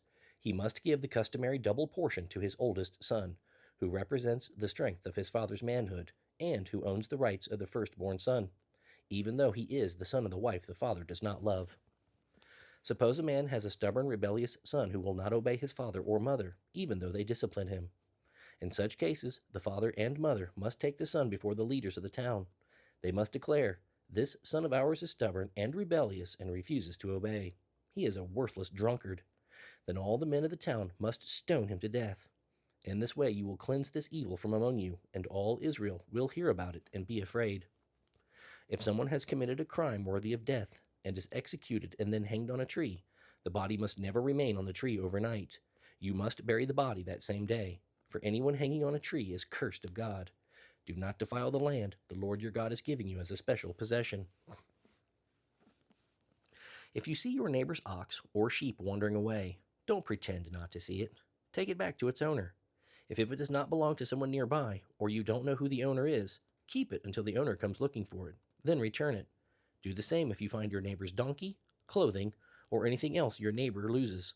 Don't pretend you did not see it. If you see your neighbor's ox or donkey lying on the road, do not look the other way. Go and help your neighbor get it to its feet. A woman must not wear men's clothing, and a man must not wear women's clothing. The Lord your God detests people who do this. If you find a bird's nest on the ground or in a tree and there are young ones or eggs in it with other mothers sitting in the nest, do not take the mother with the young. You may take the young, but let the mother go so you may prosper and enjoy a long life. Every new house you build must have a barrier around the edge of its flat rooftop. That way you will not bring the guilt of bloodshed on your household if someone falls from the roof. Do not plant any other crop between the rows of your vineyard. If you do, you are forbidden to use either the grapes from the vineyard or the produce of the other crop. Do not plow with an ox and a donkey harnessed together. Do not wear clothing made of wool and linen woven together. You must put tassels on the 4 corners of your cloaks. Suppose a man marries a woman and after sleeping with her changes his mind about her and falsely accuses her of having slept with another man. He might say, "I discovered she was not a virgin when I married her." If the man does this, the woman's father and mother must bring proof of her virginity to the leaders of the town. Her father must tell them, "I gave my daughter to this man to be his wife, and now he has turned against her. He has accused her of shameful things, claiming that she was not a virgin when he married her. But here is the proof of my daughter's virginity." Then they must spread the cloth before the judges. The judges must then punish the man. They will fine him 100 pieces of silver, for he falsely accused a virgin of Israel. The payment will be made to the woman's father. The woman will then remain the man's wife, and he may never divorce her. But suppose the man's accusations are true, and her virginity could not be proved. In such cases, the judges must take the girl to the door of her father's home, and the men of the town will stone her to death. She has committed a disgraceful crime in Israel by being promiscuous while living in her parents' home. Such evil must be cleansed from among you. If a man is discovered committing adultery, both he and the other man's wife must be killed. In this way, the evil will be cleansed from Israel. Suppose a man meets a young woman, a virgin who is engaged to be married, and he has sexual intercourse with her. If this happens within a town, you must take both of them to the gates of the town and stone them to death. The woman is guilty because she did not scream for help. The man must die because he violated another man's wife. In this way, you will cleanse the land of evil. But if the man meets the engaged woman out in the country and he rapes her, then only the man should die. Do nothing to the young woman. She has committed no crime worthy of death. This case is similar to that of someone who attacks and murders a neighbor. Since the man raped her out in the country, it must be assumed that she screamed, but there was no one to rescue her. If a man is caught in the act of raping a young woman who is not engaged, he must pay 50 pieces of silver to her father. Then he must marry the young woman because he violated her, and he will never be allowed to divorce her. A man must not have intercourse with his father's wife, or this would violate his father. If a man's testicles are crushed, or his penis is cut off, he may not be included in the assembly of the Lord. Those of illegitimate birth and their descendants for 10 generations may not be included in the assembly of the Lord. No Ammonites or Moabites or any of their descendants for 10 generations may be included in the assembly of the Lord. These nations did not welcome you with food and water when you came out of Egypt. Instead, they tried to hire Balaam son of Beor from Pethor and Aram Naharaim to curse you. But the Lord your God would not listen to Balaam. He turned the intended curse into a blessing because the Lord your God loves you. You must never, as long as you live, try to help the Ammonites or the Moabites in any way. Do not detest the Edomites or the Egyptians, because the Edomites are your relatives, and you lived as foreigners among the Egyptians. The third generation of Egyptians who came with you from Egypt may enter the assembly of the Lord. When you go to war against your enemies, stay away from everything impure. Any man who becomes ceremonially defiled because of a nocturnal emission must leave the camp and stay away all day. Toward evening, he must bathe himself, and at sunset, he may return to the camp. Mark off an area outside the camp for a latrine. Each of you must have a spade as part of your equipment. Whenever you relieve yourself, you must dig a hole with a spade and cover the excrement. The camp must be holy, for the Lord your God moves around in your camp to protect you and to defeat your enemies. He must not see any shameful thing among you, or he might turn away from you. If slaves should escape from their masters and take refuge with you, do not force them to return. Let them live among you in whatsoever town they choose, and do not oppress them. No Israelite man or woman may ever become a temple prostitute. Do not bring to the house of the Lord your God any offering from the earnings of a prostitute, whether a man or a woman, for both are detestable to the Lord your God. Do not charge interest on the loans you make to a fellow Israelite, whether it is money, food, or anything else that may be loaned with interest. You may charge interest to foreigners, but not to Israelites, so the Lord your God may bless you in everything you do in the land you are about to enter and occupy. When you make a vow to the Lord your God, be prompt in doing whatever you promised him, for the Lord your God demands that you promptly fulfill all your vows. If you don't, you will be guilty of sin. However, it is not a sin to refrain from making a vow. But once you have voluntarily made a vow, be careful to do as you have said, for you have made a vow to the Lord your God. You may eat your fill of grapes from your neighbor's vineyard, but do not take any away in a basket. And you may pluck a few heads of your neighbor's grain by hand, but you may not harvest it with a sickle. Suppose a man marries a woman, but later discovers something about her that is shameful. So he writes her a letter of divorce, gives it to her, and sends her away. If she then leaves and marries another man, and the second husband also divorces her or dies, the former husband may not marry her again, for she has been defiled. That would be detestable to the Lord. You must not bring guilt upon the land the Lord your God is giving you as a special possession. A newly married man must not be drafted into the army or given any other special responsibilities. He must be free to be at home for 1 year, bringing happiness to the wife he has married. It is wrong to take a pair of millstones, or even just the upper millstone, as a pledge, for the owner uses it to make a living. If anyone kidnaps a fellow Israelite and treats him as a slave or sells him, the kidnapper must die. You must cleanse the evil from among you. Watch all contagious skin diseases carefully and follow the instructions of the Levitical priests. Obey the commands I have given them. Remember what the Lord your God did to Miriam as you were coming from Egypt. If you lend anything to your neighbor, do not enter your neighbor's house to claim the security. Stand outside and the owner will bring it out to you. If your neighbor is poor and has only a cloak to give as security, do not keep the cloak overnight. Return the cloak to its owner by sunset so your neighbor can sleep in it and bless you. And the Lord your God will count it as a righteous act. Never take advantage of poor laborers, whether fellow Israelites or foreigners living in your towns. Pay them their wages each day before sunset because they are poor and are counting on it. Otherwise, they might cry out to the Lord against you, and it would be counted against you as sin. Parents must not be put to death for the sins of their children, nor the children for the sins of their parents. Those worthy of death must be executed for their own crimes. True justice must be given to foreigners living among you and to orphans, and you must never accept a widow's garment in pledge of her debt. Always remember that you were slaves in Egypt, and that the Lord your God redeemed you. That is why I have given you this command. When you are harvesting your crops and forget to bring in a bundle of grain from your field, don't go back to get it. Leave it for the foreigners, orphans, and widows. Then the Lord your God will bless you in all you do. When you beat the olives from your olive trees, don't go over the boughs twice. Leave some of the olives for the foreigners, orphans, and widows. This also applies to the grapes in your vineyard. Do not glean the vines after they are picked, but leave any remaining grapes for the foreigners, orphans, and widows. Remember that you were slaves in the land of Egypt. That is why I am giving you this command. Suppose two people take a dispute to court, and the judges declare that one is right and the other is wrong. If the person in the wrong is sentenced to be flogged, the judge will command him to lie down and be beaten in his presence with the number of lashes appropriate to the crime. No more than 40 lashes may ever be given. More than 40 lashes would publicly humiliate your neighbor. Do not keep an ox from eating as it treads out the grain. If two brothers are living together on the same property and one of them dies without a son, his widow must not marry outside the family. Instead, her husband's brother must marry her and fulfill the duties of a brother-in-law. The first son she bears to him will be counted as the son of the dead brother, so that his name will not be forgotten in Israel.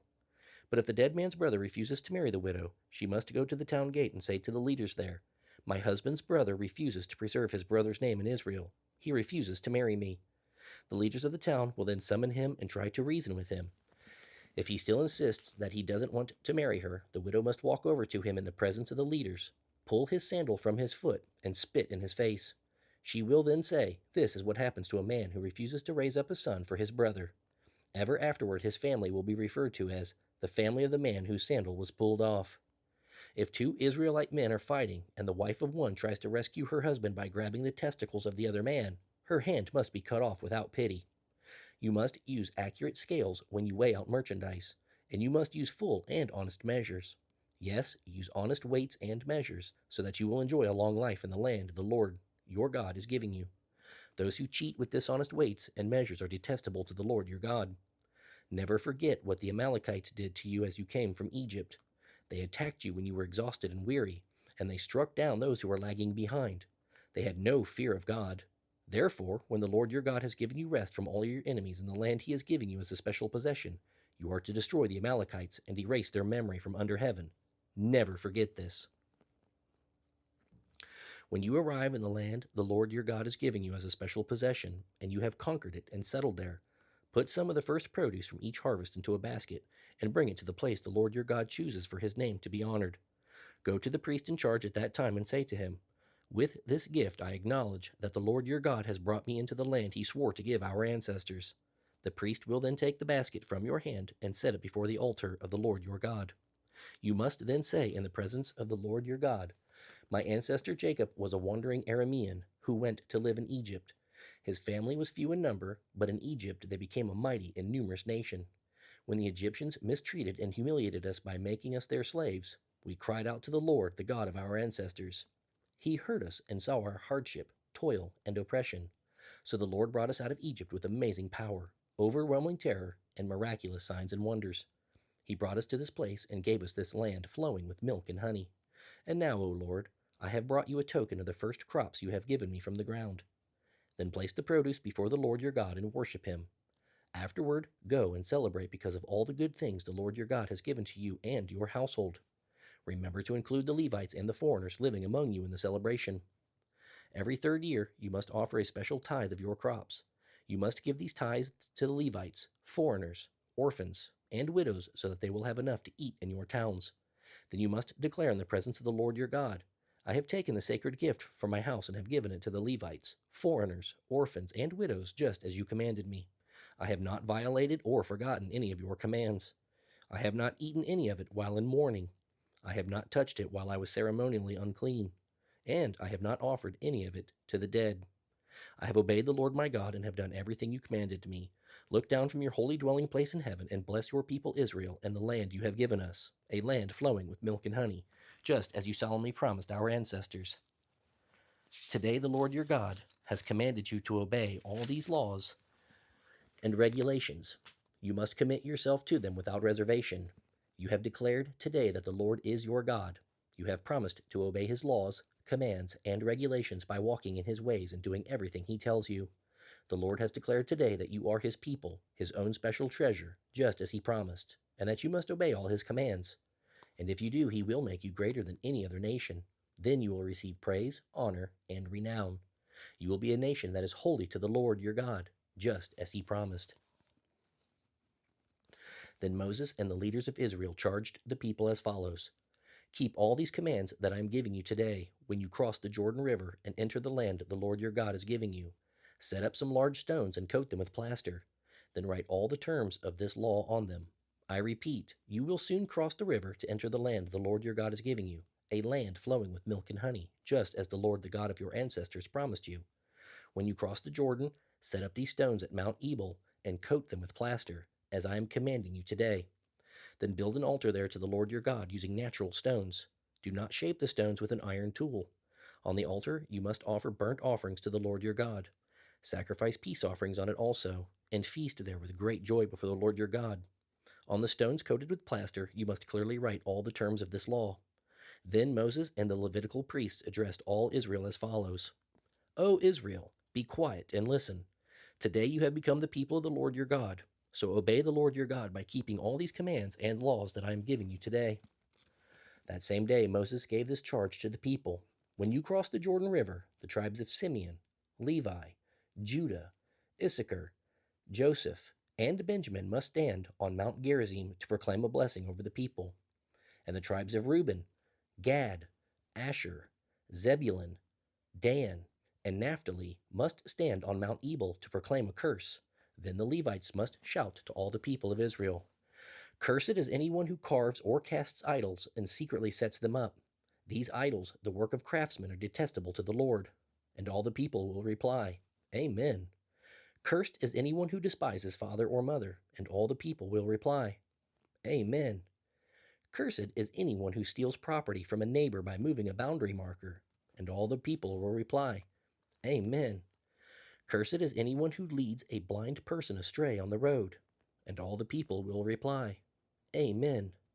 Cursed is anyone who is unjust to foreigners, orphans, and widows, and all the people will reply, Amen.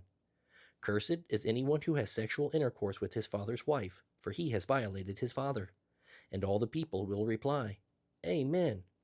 Cursed is anyone who has sexual intercourse with an animal, and all the people will reply, Amen.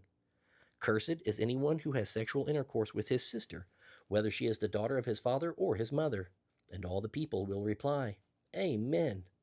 Cursed is anyone who has sexual intercourse with his mother-in-law, and all the people will reply, Amen. Cursed is anyone who kills another person in secret, and all the people will reply, Amen. Cursed is anyone who accepts payment to kill an innocent person, and all the people will reply, Amen. Cursed is anyone who does not affirm the terms of this law by obeying them, and all the people will reply, Amen. If you fully obey the Lord your God by keeping all the commands I am giving you today, the Lord your God will exalt you above all the nations of the world. You will experience all these blessings if you obey the Lord your God. You will be blessed in your towns and in the country.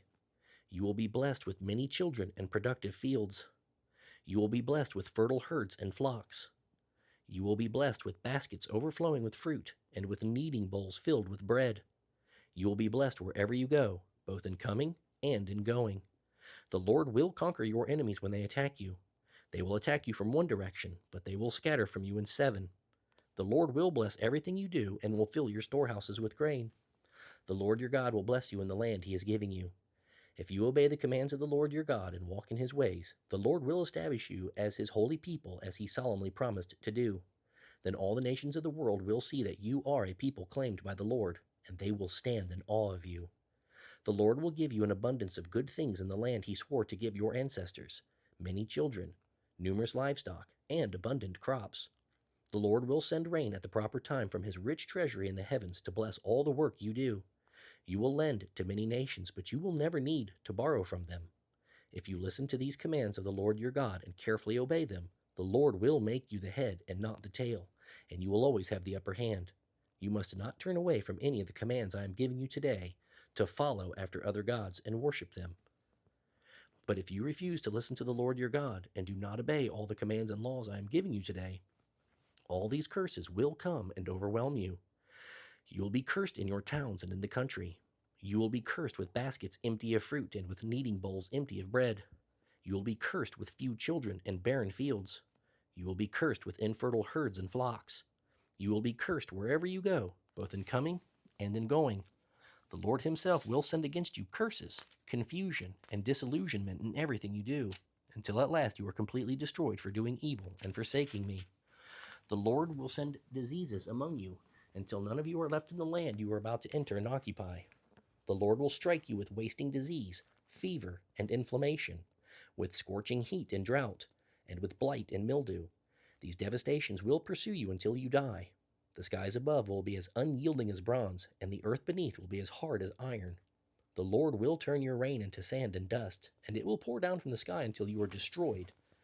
The Lord will cause you to be defeated by your enemies. You will attack your enemies from one direction, but you will scatter from them in seven. You will be an object of horror to all the kingdoms of the earth. Your dead bodies will be food for the birds and wild animals, and no one will be there to chase them away. The Lord will afflict you with the boils of Egypt and with tumors, scurvy, and the itch, from which you cannot be cured. The Lord will strike you with madness, blindness, and panic. You will grope around in broad daylight, just like a blind person groping in the darkness, and you will not succeed at anything you do. You will be oppressed and robbed continually, and no one will come to save you. You will be engaged to a woman, but another man will ravish her. You will build a house, but someone else will live in it. You will plant a vineyard, but you will never enjoy its fruit. Your ox will be butchered before your eyes, but you won't get a single bite of the meat. Your donkey will be driven away, never to be returned. Your sheep will be given to your enemies, and no one will be there to help you. You will watch as your sons and daughters are taken away as slaves. Your heart will break as you long for them, but nothing you do will help. A foreign nation you have never heard about will eat the crops you worked so hard to grow. You will suffer under constant oppression and harsh treatment. You will go mad because of all the tragedy around you. The Lord will cover you from head to foot with incurable boils. The Lord will exile you and the king you crowned to a nation unknown to you and your ancestors. Then in exile you will worship gods of wood and stone. You will become an object of horror, a proverb, and a mockery among all the nations to which the Lord sends you.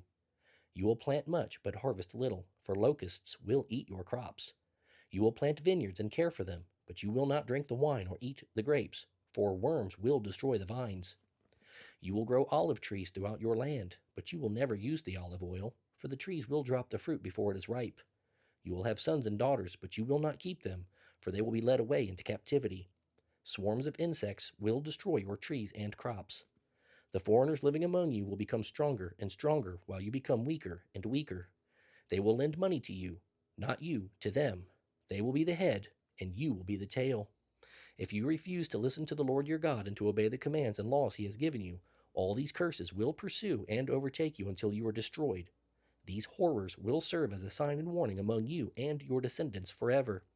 Because you have not served the Lord your God with joy and enthusiasm for the abundant benefits you have received, you will serve your enemies whom the Lord will send against you. You will be left hungry, thirsty, naked, and lacking in everything. They will oppress you harshly until you are destroyed. The Lord will bring a distant nation against you from the end of the earth, and it will swoop down on you like an eagle. It is a nation whose language you do not understand, a fierce and heartless nation that shows no respect for the old and no pity for the young. Its armies will devour your livestock and crops, and you will starve to death. They will leave you no grain, new wine, olive oil, calves, or lambs, bringing about your destruction. They will lay siege to your cities until all the fortified walls in your land, the walls you trusted to protect you, are knocked down. They will attack all the towns in the land the Lord your God has given you. The siege will be so severe that you will eat the flesh of your own sons and daughters, whom the Lord your God has given you. The most tender-hearted man among you will have no compassion for his own brother, his beloved wife, and his surviving children.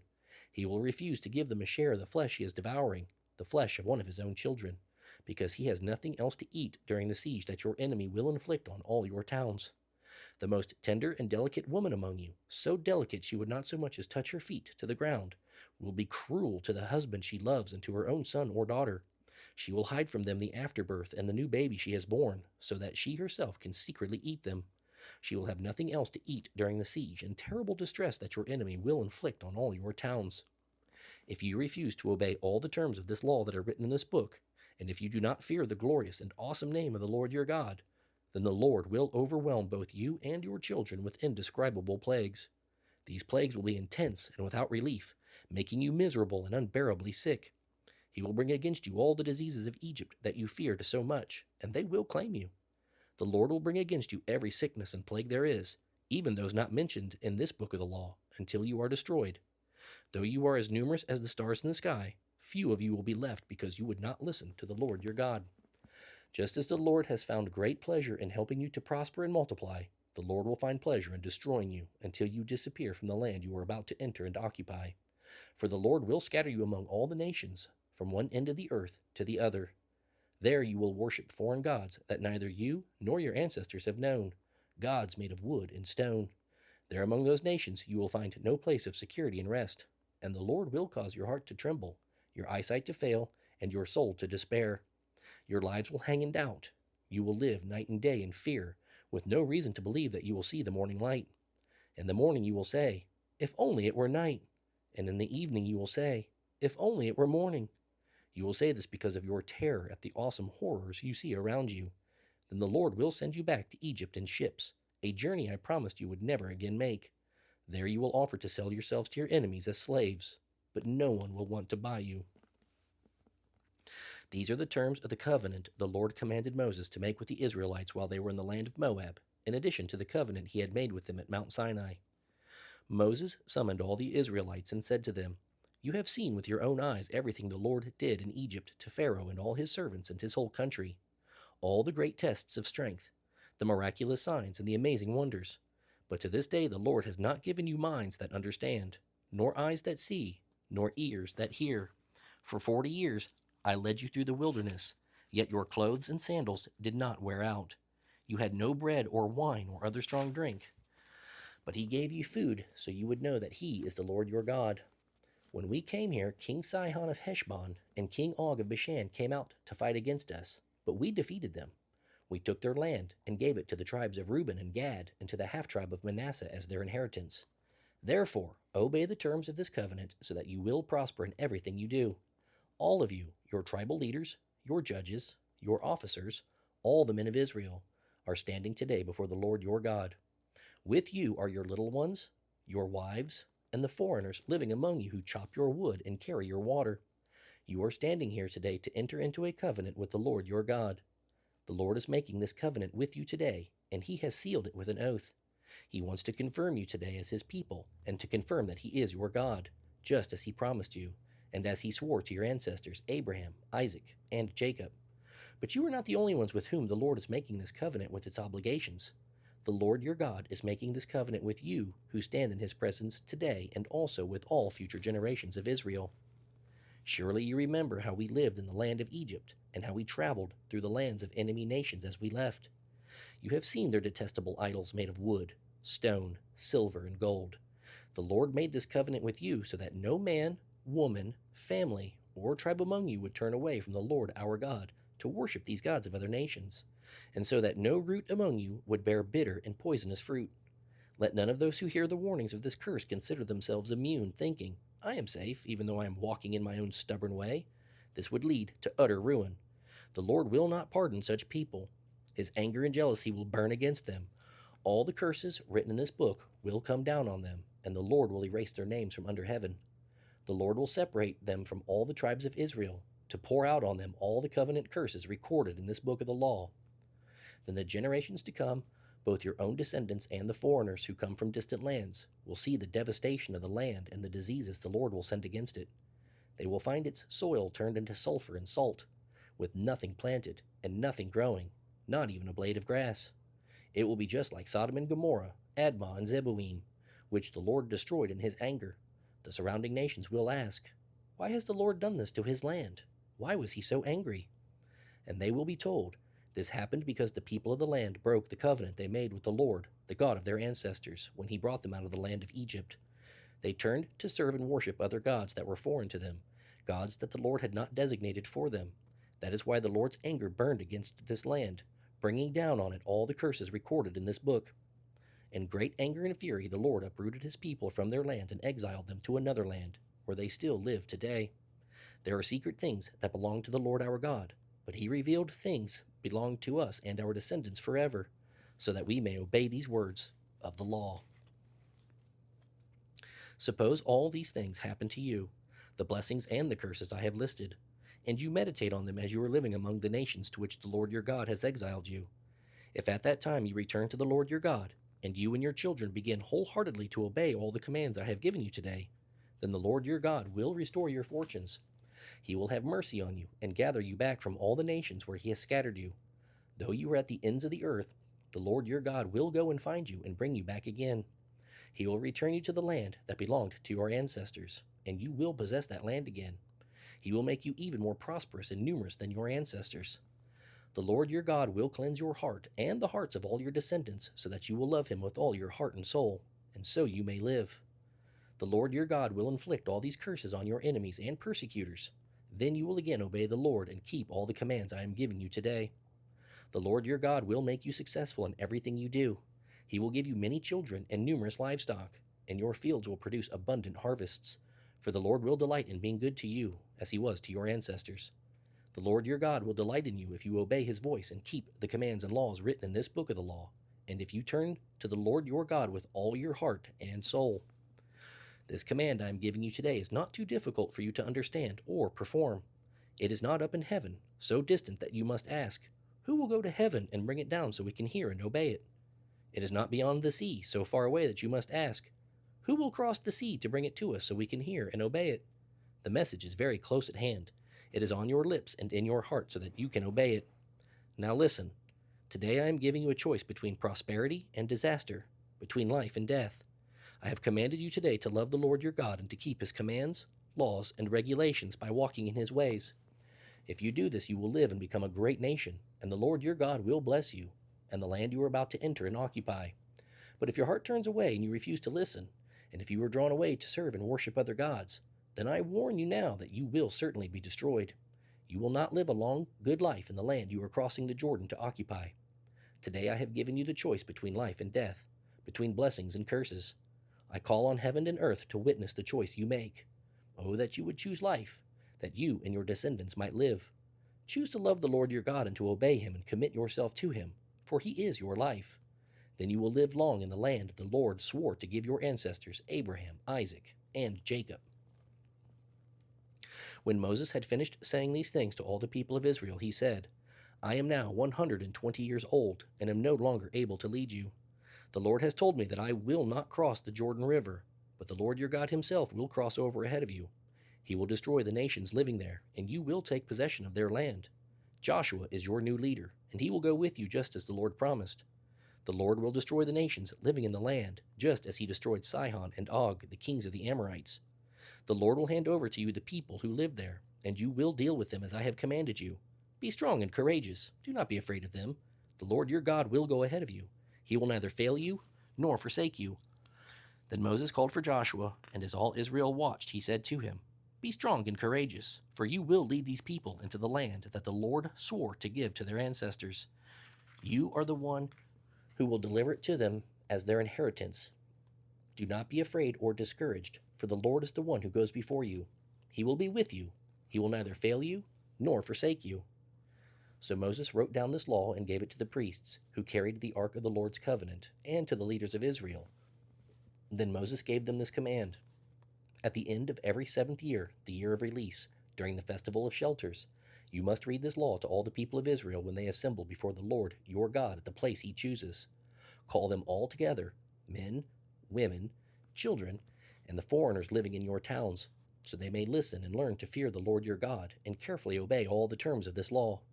Do this so that your children who have not known these laws will hear them and will learn to fear the Lord your God. Do this as long as you live in the land you are crossing the Jordan to occupy. Then the Lord said to Moses, The time has come for you to die. Call Joshua and take him with you to the tabernacle, and I will commission him there. So Moses and Joshua went and presented themselves at the tabernacle, and the Lord appeared to them in a pillar of cloud at the entrance to the sacred tent. The Lord said to Moses, You are about to die and join your ancestors. After you are gone, these people will begin worshiping foreign gods, the gods of the land where they are going. They will abandon me and break the covenant I have made with them. Then my anger will blaze forth against them. I will abandon them, hiding my face from them, and they will be destroyed.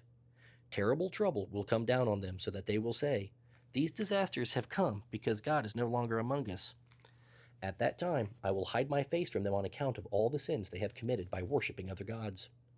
Now write down the words of this song and teach it to the people of Israel. Teach them to sing it so it may serve as a witness against them. For I will bring them into the land I swore to give their ancestors, a land flowing with milk and honey. There they will become prosperous. They will eat all the food they want and become well nourished. Then they will begin to worship other gods. They will despise me and break my covenant. Then great disasters will come down on them, and this song will stand as evidence against them, for it will never be forgotten by their descendants. I know what these people are like, even before they have entered the land I swore to give them. So that very day Moses wrote down the words of the song and taught it to the Israelites. Then the Lord commissioned Joshua, son of Nun, with these words: Be strong and courageous. You must bring the people of Israel into the land I swore to give them. I will be with you. When Moses had finished writing down this entire body of law in a book, he gave these instructions to the Levites who carried the ark of the Lord's covenant. Take this book of the law and place it beside the ark of the covenant of the Lord your God, so it may serve as a witness against the people of Israel. For I know how rebellious and stubborn you are. Even now, while I am still with you, you have rebelled against the Lord. How much more rebellious will you be after my death? Now summon all the leaders and officials of your tribes so that I can speak to them and call heaven and earth to witness against them. I know that after my death you will become utterly corrupt and will turn from the path I have commanded you to follow. In the days to come, disaster will come down on you, for you will make the Lord very angry by doing what is evil in his sight. So Moses recited this entire song to the assembly of Israel. Listen, O heavens, and I will speak. Hear, O earth, the words that I say. My teaching will fall on you like rain. My speech will settle like dew. My words will fall like rain on tender grass, like gentle showers on young plants. I will proclaim the name of the Lord. How glorious is our God! He is the rock. His work is perfect. Everything he does is just and fair. He is a faithful God who does no wrong. How just and upright he is. But they have acted corruptly toward him. When they act like that, are they really his children? They are a deceitful and twisted generation. Is this the way you repay the Lord, you foolish and senseless people? Isn't he your father who created you? Has he not made you and established you? Remember the days of long ago. Think about the generations past. Ask your father, and he will inform you. Inquire of your elders, and they will tell you. When the Most High assigned lands to the nations, when he divided up the human race, he established the boundaries of the peoples according to the number of angelic beings. For the people of Israel belong to the Lord. Jacob is his special possession. He found them in a desert land, in an empty, howling wasteland. He surrounded them and watched over them. He guarded them as his most precious possession. Like an eagle that rouses her chicks and hovers over her young, so he spread his wings to take them in and carried them aloft on his pinions. The Lord alone guided them. They lived without any foreign gods. He made them ride over the highlands. He let them feast on the crops of the fields. He nourished them with honey from the cliffs, with olive oil from the hard rock. He fed them curds from the herd and milk from the flock, together with the fat of lambs and goats. He gave them choice rams and goats from Bashan, together with the choicest wheat. You drank the finest wine made from the juice of grapes. But Israel soon became fat and unruly. The people grew heavy, plump, and stuffed. Then they abandoned the God who had made them. They made light of the rock of their salvation. They stirred up his jealousy by worshiping foreign gods. They provoked his fury with detestable acts.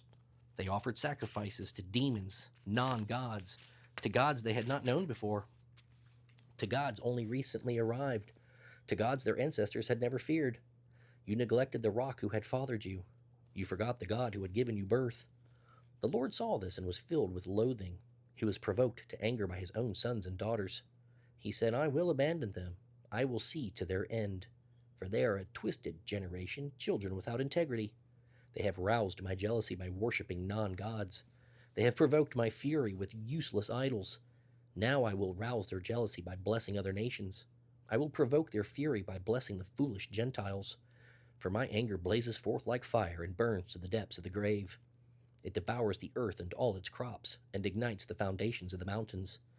I will heap disasters upon them and shoot them down with my arrows. I will send against them wasting famine, burning fever, and deadly disease.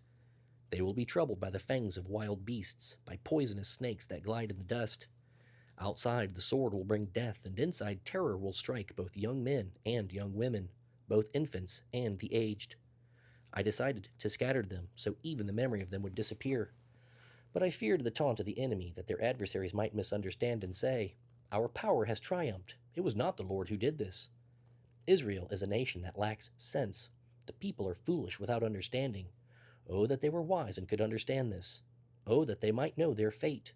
How could one person chase 1,000 of them, and 2 people put 10,000 to flight? unless their rock had sold them, unless the Lord had given them up. But the rock of our enemies is not like our rock, as even they recognize. Their vine grows from the vine of Sodom, from the vineyards of Gomorrah. Their grapes are poison, and their clusters are bitter. Their wine is the venom of snakes, the deadly poison of vipers. I am storing up these things, sealing them away within my treasury. I will take vengeance. I will repay those who deserve it. In due time their feet will slip. Their day of disaster will arrive, and their destiny will overtake them. Indeed, the Lord will judge his people, and he will change his mind about his servants when he sees their strength is gone and no one is left, slave or free. Then he will ask, where are their gods, the rocks they fled to for refuge? Where now are those gods who ate the fat of their sacrifices and drank the wine of their offerings? Let those gods arise and help you. Let them provide you with shelter. Look now, I myself am he. There is no God other than me. I am the one who kills and gives life. I am the one who wounds and heals. No one delivers from my power. Now I raise my hand to heaven and declare, as surely as I live, when I sharpen my flashing sword and begin to carry out justice, I will bring vengeance on my enemies and repay those who hate me. I will make my arrows drunk with blood, and my sword will devour flesh, the blood of the slaughtered and the captives, and the heads of the enemy leaders. Rejoice with him, O heavens, and let the angels of God worship him, for he will avenge the blood of his servants. He will take vengeance on his enemies and cleanse his land and his people. So Moses came with Joshua son of Nun, and recited all the words of this song to the people. When Moses had finished reciting these words to Israel, he added, Take to heart all the words I have given you today. Pass them on as a command to your children, so they will obey every word of this law. These instructions are not mere words. They are your life. By obeying them, you will enjoy a long life in the land you are crossing the Jordan River to occupy. That same day, the Lord said to Moses, Go to Moab, to the mountains east of the river, and climb Mount Nebo, which is across from Jericho. Look out across the land of Canaan, the land I am given to the people of Israel as their own possession. Then you must die there on the mountain and join your ancestors, just as Aaron your brother died on Mount Hor and joined his ancestors. For both of you broke faith with me among the Israelites at the waters of Meribah, Kadesh, and the wilderness of Zin. You failed to demonstrate my holiness to the people of Israel there, so you will see the land from a distance, but you may not enter the land I am giving to the people of Israel. This is the blessing that Moses, the man of God, gave to the people of Israel before his death. The Lord came from Mount Sinai and drawed upon us from Mount Seir. He shone forth from Mount Paran and came from Meribah Kadesh with flaming fire at his right hand. Indeed, you love the people. All your holy ones are in your hands. They follow in your steps and accept your instruction. Moses charged us with the law, the special possession of the assembly of Israel. The Lord became king in Israel when the leaders of the people assembled, when the tribes of Israel gathered. Moses said this about the tribe of Reuben. Let the tribe of Reuben live and not die out, even though their tribe is small. Moses said this about the tribe of Judah. O Lord, hear the cry of Judah and bring them again to their people. Give them strength to defend their cause. Help them against their enemies. Moses said this about the tribe of Levi. O Lord, you have given the sacred lots to your faithful servants, the Levites. You put them to the test at Massah and contended with them at the waters of Meribah. The Levites obeyed your word and guarded your covenant. They were more loyal to you than to their parents, relatives, and children. Now let them teach your regulations to Jacob. Let them give your instructions to Israel. They will present incense before you and offer whole burnt offerings on the altar. Bless the Levites, O Lord, and accept all their work. Crush the loins of their enemies. Strike down their foes so they never rise again. Moses said this about the tribe of Benjamin. The people of Benjamin are loved by the Lord and live in safety beside him. He surrounds them continuously and preserves them from every harm. Moses said this about the tribes of Joseph. May their land be blessed by the Lord with the choice gift of rain from the heavens and water from beneath the earth, with the riches that grow in the sun and the bounty produced each month, with the finest crops of the ancient mountains and the abundance from the everlasting hills, with the best gifts of the earth and its fullness, and the favor of the one who appeared in the burning bush. May these blessings rest on Joseph's head, crowning the brow of the prince among his brothers. Joseph has the strength and majesty of a young bull. His power is like the horns of a wild ox. He will gore distant nations, driving them to the ends of the earth. This is my blessing for the multitudes of Ephraim and the thousands of Manasseh. Moses said this about the tribes of Zebulun and Issachar. May the people of Zebulun prosper in their expeditions abroad. May the people of Issachar prosper at home in their tents. They summon the people to the mountain to offer proper sacrifices there. They benefit from the riches of the sea and the hidden treasures of the sand. Moses said this about the tribe of Gad: Blessed is the one who enlarges Gad's territory. Gad is poised there like a lion to tear off an arm or a head. The people of Gad took the best land for themselves. A leader's share was assigned to them.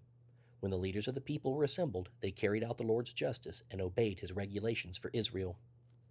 Moses said this about the tribe of Dan: Dan is a lion's cub, leaping out from Bashan. Moses said this about the tribe of Naphtali: O Naphtali, you are rich in favor and full of the Lord's blessings. May you possess the west and the south. Moses said this about the tribe of Asher: May Asher be blessed above other sons. May he be esteemed by his brothers. May he bathe his feet in olive oil. May the bolts of your gates of iron be in bronze. May your strength match the length of your days. There is no one like the God of Israel. He rides across the heavens to help you, across the skies in majestic splendor. The eternal God is your refuge, and his everlasting arms are under you.